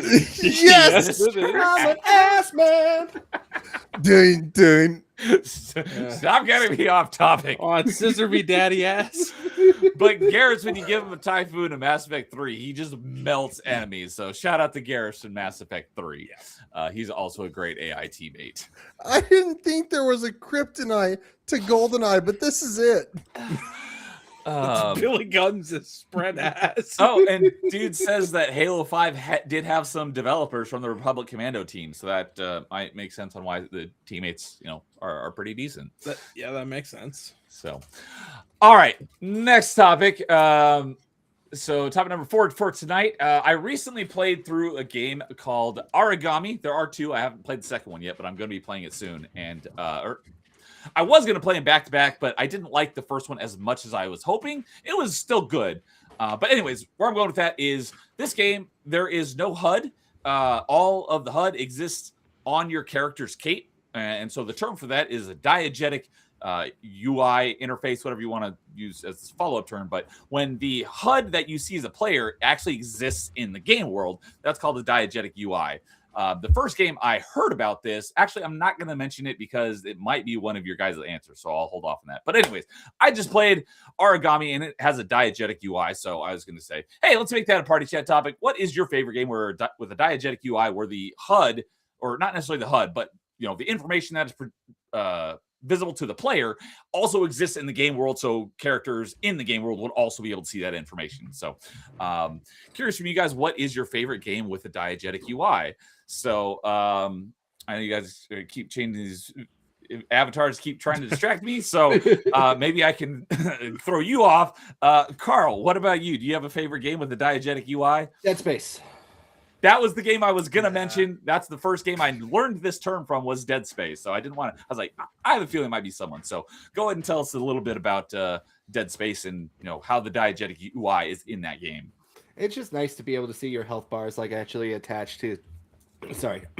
It's like nice to see the health bars like on the back, so you get that nice little visual display. I do like that it's very simple and clean. The weapons and everything to keep track of all the ammo and stuff. Other games that also do something similar to that. Halo is also another good example of that, with your little shield bar and everything too. A lot of first-person shooters, I guess you could say, fit this description, and some especially third-person. If you have like a helmet on and you can display it in your heads up. Mm-hmm. So Fallout can kind of fall into this one a little bit too, especially when you're in the power armor. Yep. That would. Yeah, I wouldn't say diegetic for the entire game, but when you have power armor, absolutely. But yeah, those are the ones that I would probably go with. Okay. Yeah, and Rise would say that dude comes in saying Dead Space. Yep. So, all right. Ryan, what about you? You got a game that you are... No, address him by his government name, Mr. Ass. Mr. Ass. I'm an ass man. He's the one. What's your favorite game with the diegetic UI? Yes, I'm an ass man. All right. Yeah, so the best example I do have is actually Fallout and Power Armor, and not the older ones, because you don't really get the whole HUD display. You have to play Fallout 4 and Fallout 76. So it is something that you get your health, you get the amount of power cores you have left, you get the amount of ammo you have. It's all basically a heads up display.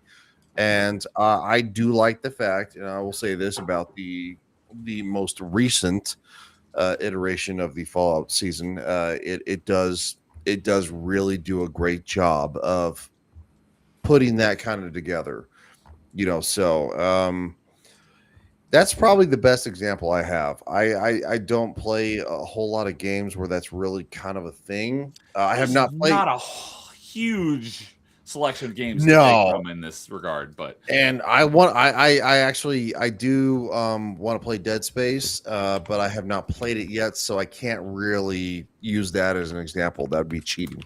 I did write it down because that's like one of the big examples of this type of game, but I haven't played it either, but it is on my backlog. I'm going to be playing through Dead Space 1, 2, and 3 at some point. So, all right.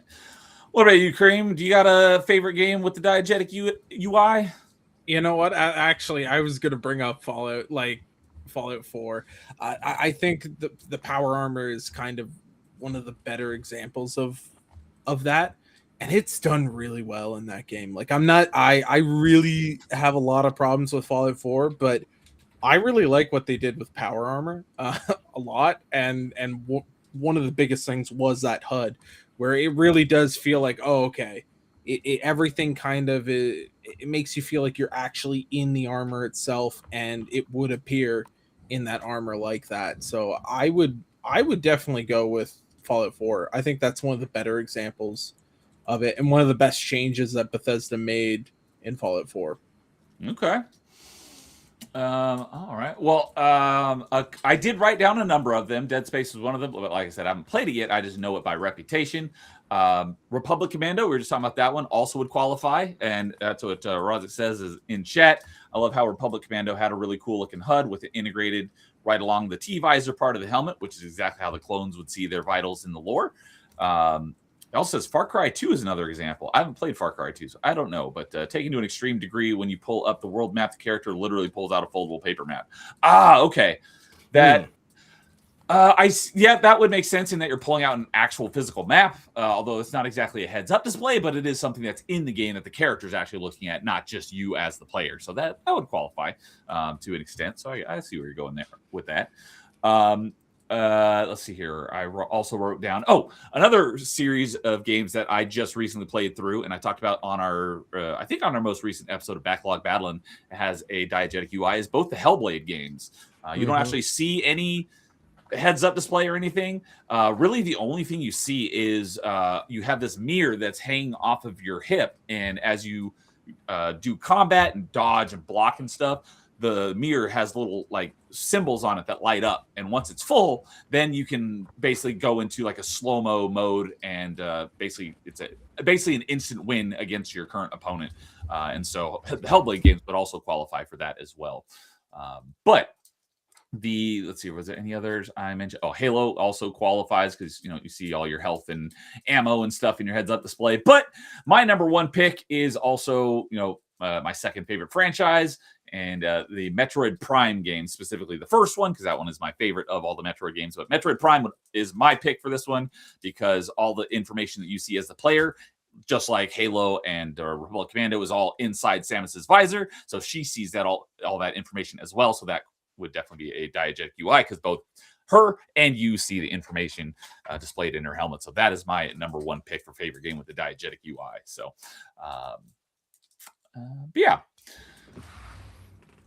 Another one would be Dead Rising when you have to check your watch. Okay, I have not played Dead Rising. But, okay. There's a lot of good examples of that. Like, I honestly, now you mention a lot of those, I'm like, oh, yeah, you're right. That is kind of... It's one of those things where if you're not thinking about it, it just kind of goes right over your head, I think, a bit. I think... Go on. Oh, I was going to say, we're kind of extending from the Far Cry 2 with the pulling out the map, and you mentioned the watch. The overall HUD isn't diegetic, but GoldenEye, you pause, you pull up your watch, and your menu is all on your watch, and that's all in-game. So the watch menu would be diegetic, just not your HUD when you see your ammo. To that extent, Mass Effect with the map. Oh yeah, when you're going map from, when you're in the Normandy. I didn't think about that, but yeah, that would work. That would make sense as well. Another one that's a little bit just like that too is the Ghost games, Ghost of Yotei and Ghost of Tsushima. Especially when you have to try to figure out where the map is going, you just get the little breeze that guides you in the right direction. Okay, yeah.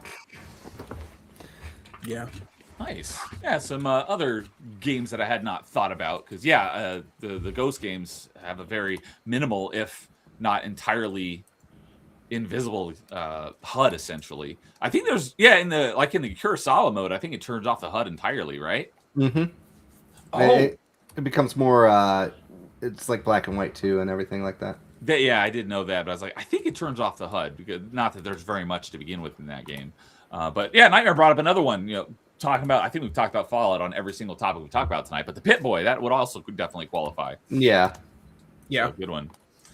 Metal Gear and its codec. I haven't played really any of the Metal Gear games, so I don't know. But I guess that is something that actually I've seen the cutscenes. I just don't know exactly how that plays out in the game. So I'll take your word for it. So, all right. Well, with that, I guess that will lead us into our final topic for tonight.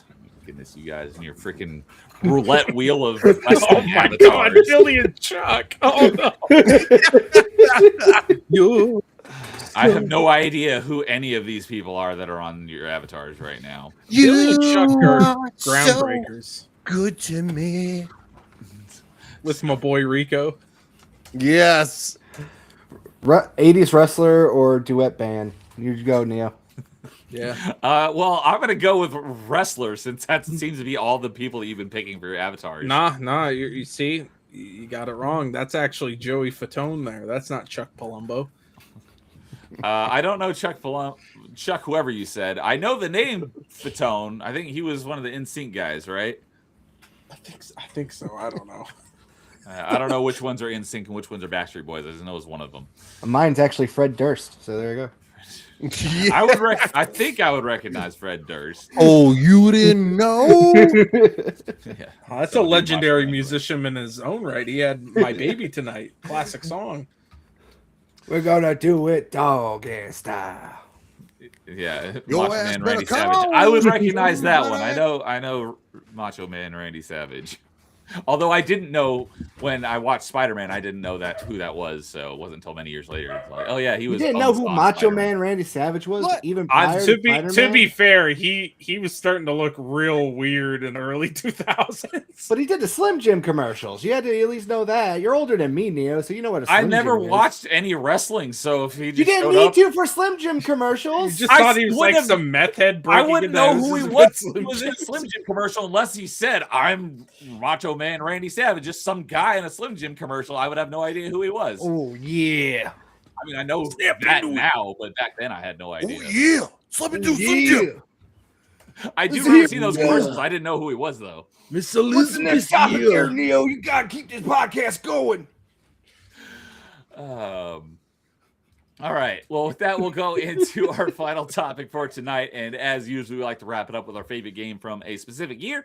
And this is a year that Carl had when we did a stream a year or two ago, where him and I think it was Bliss and I, we each picked a year and talked about our favorite games from that year. And Carl picked 2018. So curious from everyone what their favorite game from 2018 is. We'll go around and give your top number one favorite, and then after each one of us has given our top favorite from 2018, then we'll go around and talk about some other games that came out in 2018 that were our favorites. So Carl, since we did that stream on your channel a while back, I don't remember what your number one pick was for 2018. So what was your favorite game from 2018? My favorite game from 2018 was Monster Hunter World. Monster Hunter World. Okay. That definitely makes sense because I know you are such a huge fan of Monster Hunter, and despite having a maybe not the greatest introduction to that game, it ended up being one of your favorites. Is that right? Is that the one where My friends left me in the woods, and I had to figure everything out by myself. Yes, I was like, I'm pretty sure that's the one. I recreated a scene from Predator as Arnold Schwarzenegger, just screaming into the night, calling all the animals to come kill me. Oh God. All right. So your favorite was Monster Hunter World. Yes. All right. Cream, what is your favorite game from 2018? You know, there's I think the more obvious pick. I'm not gonna go with that. I'm gonna go with Spider-Man for the PS4. Okay, another the good first one. one. Yeah, I there was have it. There was I've another not- game by a certain Rockstar Games that I was gonna say, but I'll go with Spider-Man. Oh, that did come out that year, didn't it? Yeah. But yeah, I have Spider-Man. I haven't played it yet, but I will be playing it at some point. It's good. It's a really good game. It is. The swinging, it's honestly, you can just sit back and just swing through the city. I spent a lot of time just doing that, and it's so much fun. It's one of those games where I like to keep it installed on my PS4 just so I can go in, play it, swing around for a little while, and then drop out. Like even besides like the actual story, which I do enjoy. I had do the exact same thing for Just Cause 3. I like to load it up every once in a while and just fly around with my jetpack and my wingsuit and enjoy the sights. So I do a very similar thing with Just Cause 3 every once in a while. I'll leave that installed for that reason. Yeah, Spider-Man 2018 has fast travel, but like, what's the point? It's just more fun to just keep going. Yeah, you can get there in around like and 3 stuff. Yeah. minutes, anyways. Yeah, it's part of the fun of the game. So all right. It was just fun to run. It's like fun to run up the buildings, especially like the Avengers Tower, and just perch up on there, and then just jump off and do all these crazy tricks and stuff. It is, one of the more fun games to travel around in. Like Cream was saying, like you don't even need to just play the game. I do this thing called like the Monster Hunter run when I'm in the lobby, or which I learned from my friend Gus. Who plays World of Warcraft. It's called the MMO run. You told me about that before. Yeah, where you just are in a party with people, just talking to someone, and you're just running around in a circle, not like really paying attention or thinking. Spider-Man's another one of those games where if you get bored and you just are trying to find something to put on in the background and not think about it, just run around the city, just doing all the crazy tricks and the web slings and the catapult swings. Like, yeah, Spider-Man 2018, really, really damn good game. Along those lines, a game that was a lot of fun to traverse. I don't even remember if it has fast travel. I'm going to be playing it again here sometime in the near future on the remastered version. But a similar game that was fun to just travel around the city. Prototype. A little bit. It still holds up. Yeah, I played it a little recently. So you run super fast. You could run up buildings and stuff. So that was a fun one, just to run around the world and break stuff. So yeah. Well, it was made by like Free Radical Games, and they also did the Hulk Ultimate Destruction. So a lot of that DNA in their games really carried over. Yep. So, all right, Ryan. What about you? Do you have a favorite? What was your favorite game from 2018? Well, you know what? It's not going to be a surprise to anybody. It's going to be Fallout 76.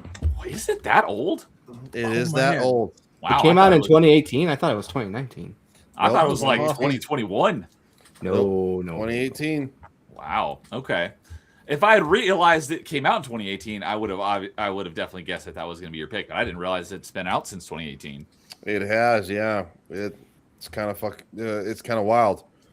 But yeah, no, that's mine. I know it's not everybody's favorite cup of tea, but it's something that give it a chance because it's a lot better now than it was. So that's all I'm going to say about that. And it's been a lot of fun.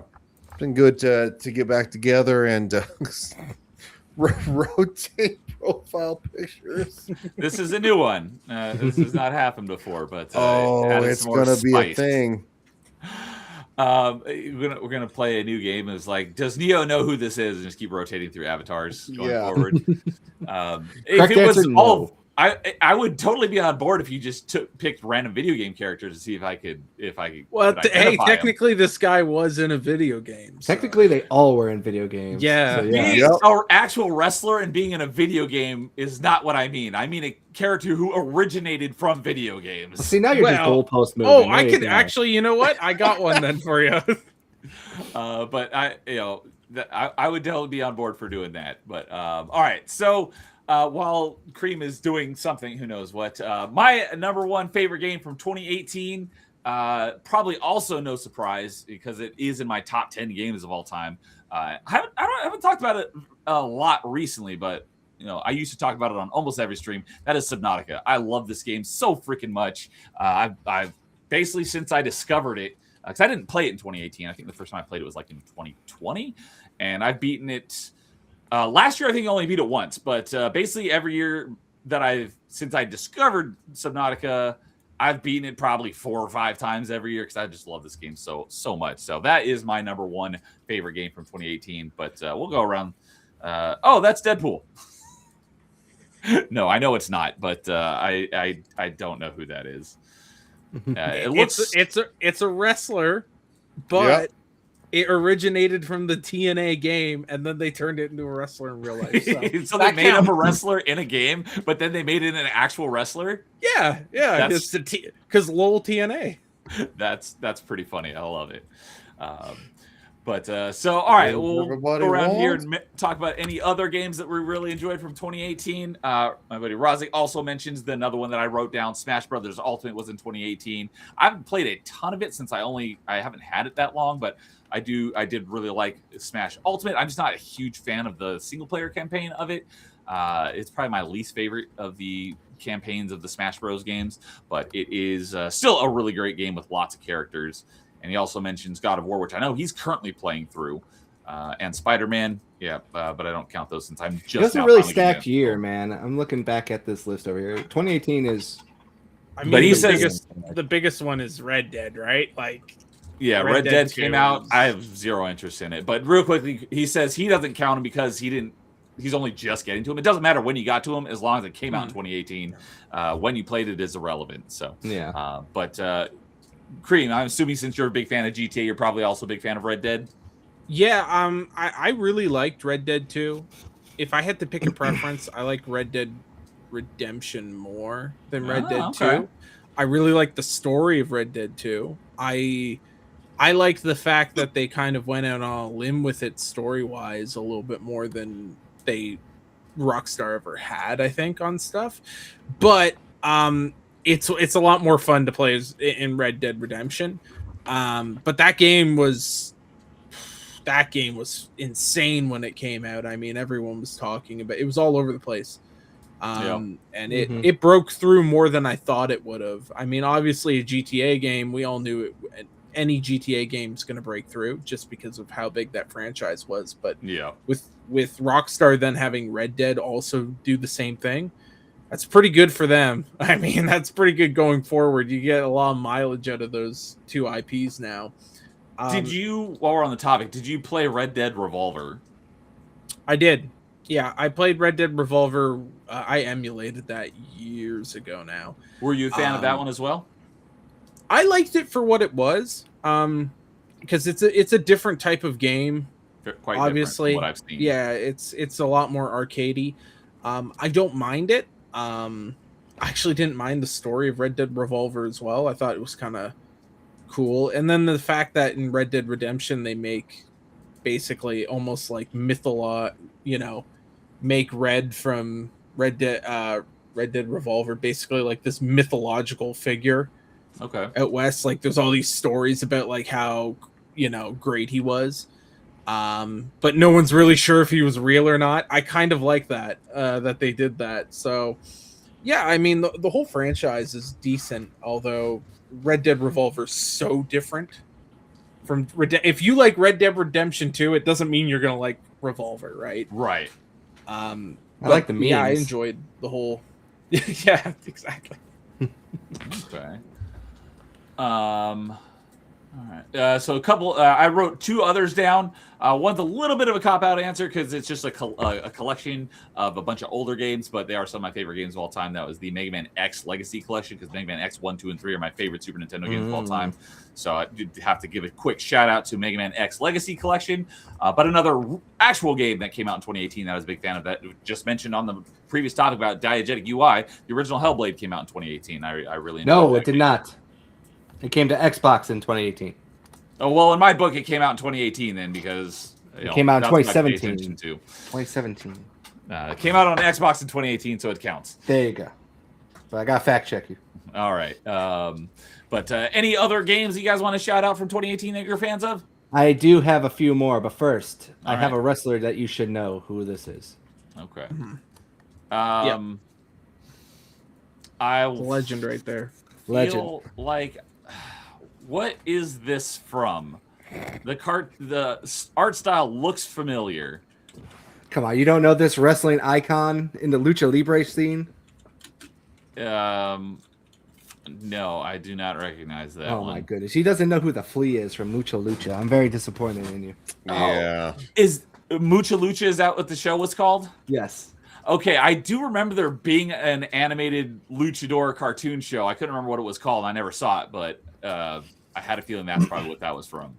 Now, I got a few. One of them was a studio that now is defunct, and they had to cancel their next game, which was very anticipated. Celeste also came out in 2018. Oh, did it? The little indie darling that made it all the way to the Game of the Year finals, believe it or not, that year.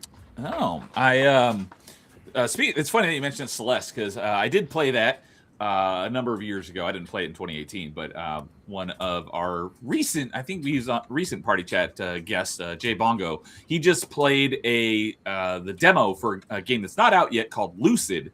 And I comment on his video that I played the demo for it back in December, and it reminded me a lot of Celeste. He's like, "Oh, I haven't played it yet, but I'll have to give that a shot." So, but Lucid is the movement and art style looks very similar to Celeste, but Celeste was a like hard as balls like platformer. Lucid is actually a Metroidvania, but it plays a lot like Celeste. So, if you're interested in Metroidvanias and you like Celeste, check out Lucid. You might be interested in that one.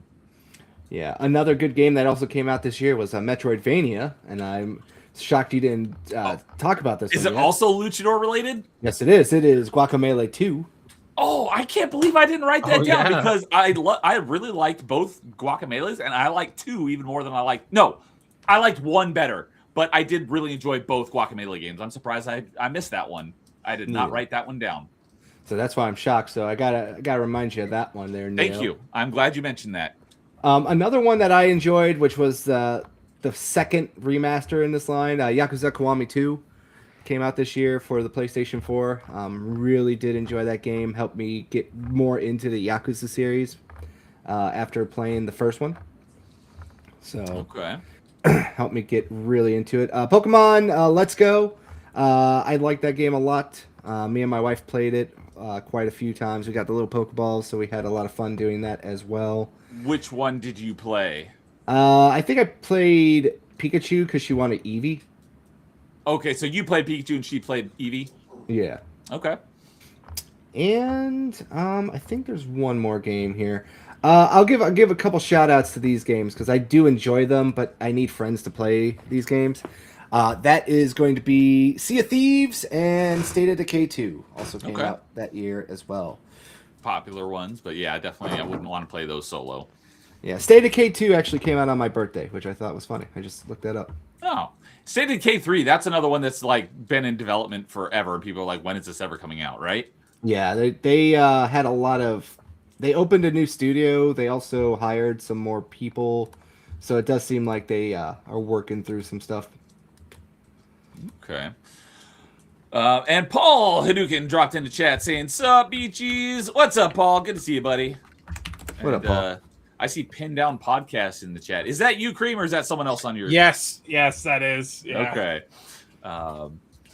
But good to see you, Paul. We're almost about to wrap up here, but hope you are having a good one. So, Ryan, any others that you want to mention that you were a fan of from that year? The only other one was Sea of Thieves, and yeah, so it's something you kind of play with friends, stuff like that. And other than that, no, it was kind of, in my opinion, for me, it was a scarce year. So okay, yeah, I remember there was one of the, I don't remember what year it was. I want to say it was 2003 when we talked about this on Party Chat. I remember Carl had like this long list of games, and I had like 2. I was like, there was just nothing really that came out that year that was really interested me, but there was like a ton that interested him. So I totally get it. Oh no! I think I know this one.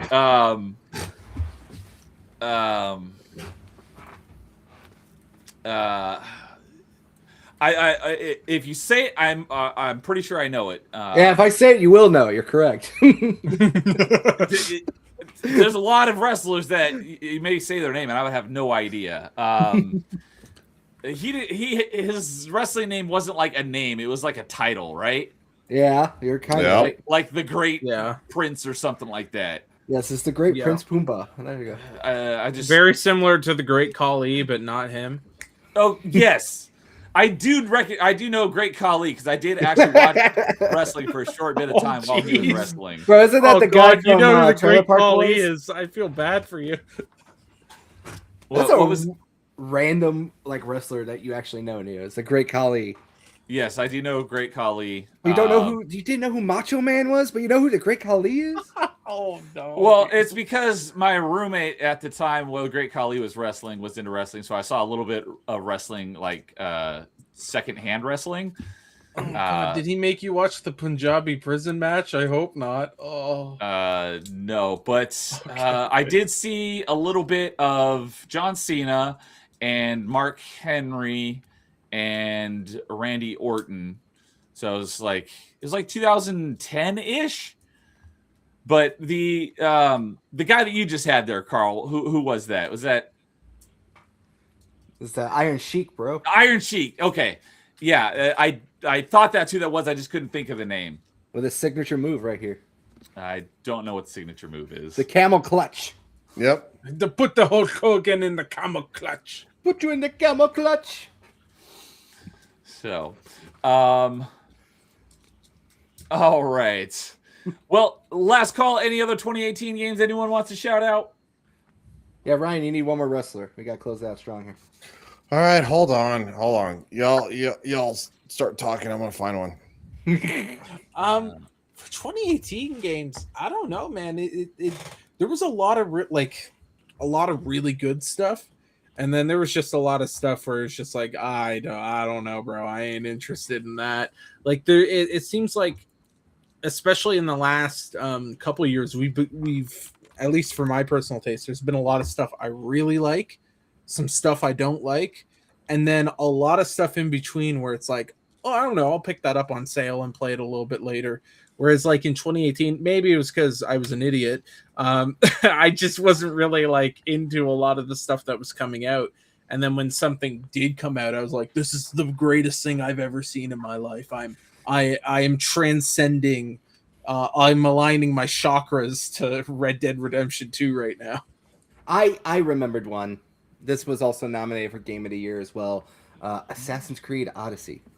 Okay. I've not played that one yet, but it. I haven't either. I still have to play Origins because the last one I played was Syndicate, so I still got to do Origins, Odyssey, Valhalla, and Mirage. I love and Shadows. Origins. Origins is my favorite, but Odyssey is really good. But it's more of an RPG than an Assassin's Creed game. It's still good. Mm-hmm. If you really want a game that will last you 300 hours, then play Odyssey. I've heard that also goes for Valhalla. Yeah. Yeah. Oh. That's Johnny Cage. Yep, that's Johnny Cage. I have no idea. I like that. I love that. It's Johnny Cage, basically. It kind of is, though. Like, that's pretty close.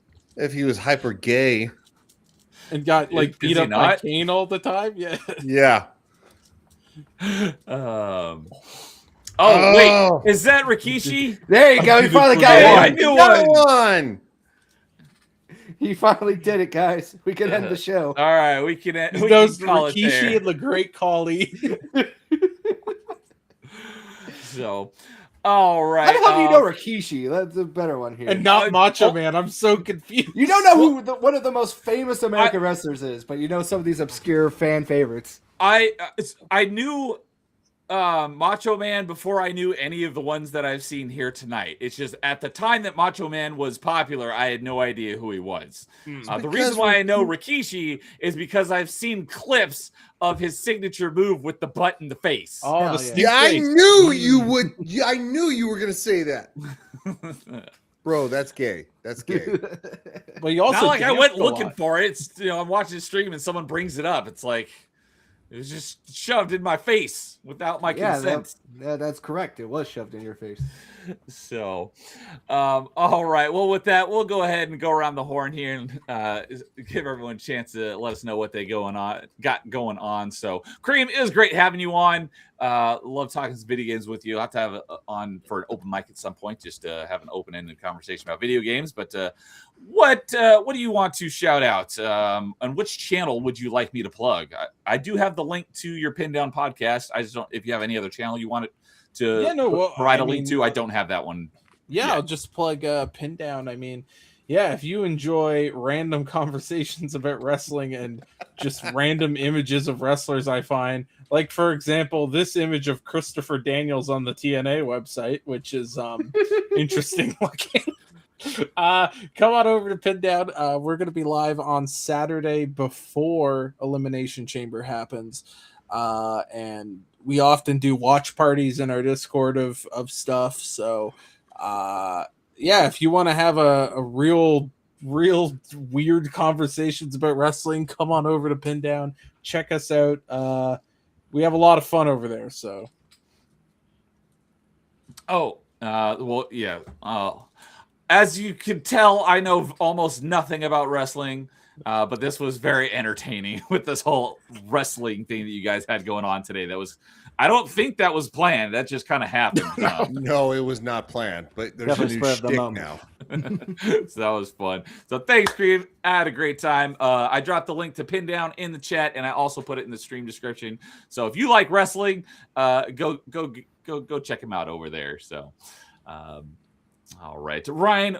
Mr. Ass. Do you have anything that you want to tell us about? Well, I just like to tell everybody that I'm an ass man. Yes. That's why I love to love them, love to shove them, love to stick them, kick them. What are the lyrics of the song? Yeah, I love to squeeze. What is it? Yeah, no, it's vulgar as fuck is what it is. I can search up the lyrics right now. Yeah, you should do it. You know, with Ryan being such an ass man, I'm surprised he didn't join the Navy. Well, you know what? I was too straight for the Navy, but You wind up here queer, as they say. I did perfect the rock set. Wow. I have shout out Billy Gunn, Pin Down Podcast. I have some lyrics here. It goes, I love to love them. I love to kick them. I love to shove them. I love to stick them. There's a squeeze them in there, right? No, there's actually no squeeze. There's shove and stick, which is interesting. Wow. And then there's a part of the lyrics that I never heard before. So many asses, so little time. Only a tight one can stop me on the dime.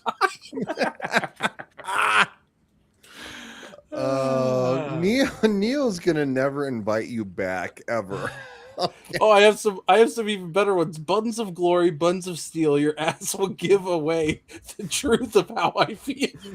Jesus, I didn't even realize this was such a intricate song here. They aired this on TV like multiple times. Oh, it was the 90s. Oh God, it was the 90s. God, what a good time. Anyway, what do you got going on, Ryan? I have nothing. So done. Great writing by Jim Johnston, yes, who did a lot of basically wrestlers intros from the 90s to anyway. No, nothing. I have nothing going on. So yeah, I'm kind of boring. Looking forward to getting a release date, or maybe it already didn't. I just missed it, but Ace Combat 8, I bet, right? Yes, I'm looking forward to that. I need to replace my computer, and I'm going to have to probably yell at the manufacturer because, again, people don't want to replace what breaks. So, all right. Well, I'm glad you were able to make it for tonight. I am too, because you know what? This was a lot of fun. He could have done it on his phone. He's just being modest. So, all right. And Carl, what do you want to let us know that you got going on? Well, tomorrow we're back doing backlog battling with you and me, Neo. So, got our games lined up for that one to talk about. I'll send you mine after we're done here. Yeah, so we're going to be sitting down talking about that. Got a few that I have some thoughts of. Ironically enough, a little spoiler here, involves our mutual friend Razik.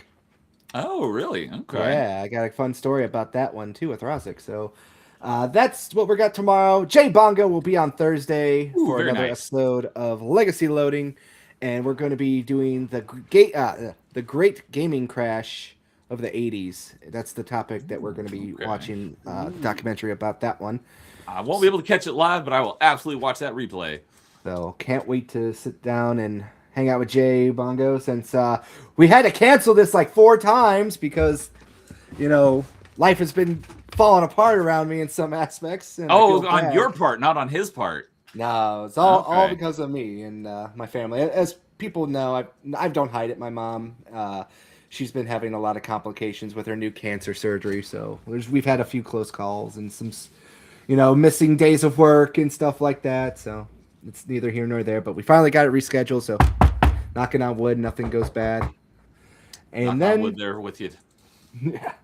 And then Friday, we're going to be back with Mr. Angry Canadian for our weekly news wrap-up. We got a few of the subjects already there. The new Assassin's Creed dev team, the Pokemon 30th anniversary showcase we'll be watching, as well as many, many more things. And that's it for my week, at least. All right. So, all right. As for me, I just finished up for Metroidvania Monday last night. I finished Islets, so I will be moving on to a new game on my next Metroidvania Monday, which will be in 2 weeks, because I won't be doing one next week, but I'll mention that in just a moment. I don't know what game I'm going to be playing yet for Metroidvania Monday next, but I have it narrowed down to a couple options, but we'll figure out which one that is when it gets a little bit closer. But tomorrow night I will be on Carl's channel again as we continue our bi-weekly backlog battling, just talking about what we've been playing. I've missed doing that because we haven't been able to do it since our last one was at the end of January. So it'll be our first one for this month. And I'm looking forward to talking about some more stuff because it's nice to actually kind of talk in detail about what we've been playing rather than just giving some high level thoughts. So I'll be back over on his channel tomorrow night, and then Thursday night I got another open mic with a newcomer to the channel, Max Smalls, and we're just going to talk about video games. I'll be right back. I know he is I know we'll be talking about some Mass Effect for sure because he's a huge fan of Mass Effect as well. But we're actually doing a special Mass Effect branded open mic with him and one of his buddies, World of Gaming, in a couple of weeks. I would have done it on next week because next week is the anniversary of Mass Effect 3, which is my favorite one. The anniversary is next week, but I'll be gone next week, so we're pushing it to the week after that. So the week after that, the first week of March, I got nothing going on because I will be out of town, so no streams that week at all. But then the week after, we'll be back to regularly scheduled programming. So, okay, cool. But and Roz, you didn't invite me for the Mass Effect episode? Hurt. I didn't think about it, but it's on a Thursday night, so if you don't have anything going on Thursday the 12th, March 12th? March 12th, yeah. Yeah, I can I don't have anything scheduled yet, so I can do Okay. that. All right. Well, consider yourself on the panel then. Okay, cool. Roderick said in chat, that sucks, Carl. I'm sorry to hear about that. Hope she gets better soon. And Cream, I appreciate it. Sends his thoughts as well. And I haven't heard any major news from you, so it's one of those things where no news is good news. So I know she's not doing great, but I haven't heard anything on the the bad side of things. I was pretty sure that she's still here with us. So she's still here with us. Hopefully it stays that way. I don't want to make this sound like I'm diminishing it, but my mom is very funny when she gets in these situations. Because when I had to go see her at the hospital, she kept telling me to fix her bed for her by pushing her head up. But because she lost a lot of blood from this new treatment, so she was a little loopy. So she wanted me to actually push her bed back, but she kept saying, "Put my head up." And I kept doing it, and she's like, no, don't put my head up. But I'm like, but you just told me to put your head up. So it was like a Three Stooges sketch going on. Who's on first? Yeah. So she's doing fine. I think she actually came home today. I haven't heard from them, so maybe she stayed one more night. I'm not sure, but hopefully we'll figure out more later. Hoping that hopefully it turns out well, and she gets better. So. So all right. Well, with that, as I mentioned, let's see here. This is not the last stream. Thursday will be my last stream for a week. But so thank you everyone on the panel for hanging out, and it was entertaining to say the least with this whole wrestling thing going on. So that was a lot of fun. And Cream, thanks for joining us. And you never know what's going to happen on an episode of Party Chat. Yes, it was great. This one was a blast. Everyone in chat, thanks for hanging out for episode 52 of Party Chat. Everyone, have a good night. We will see you all later. And as always, in the meantime, game on. Cheers. I'm coming for you.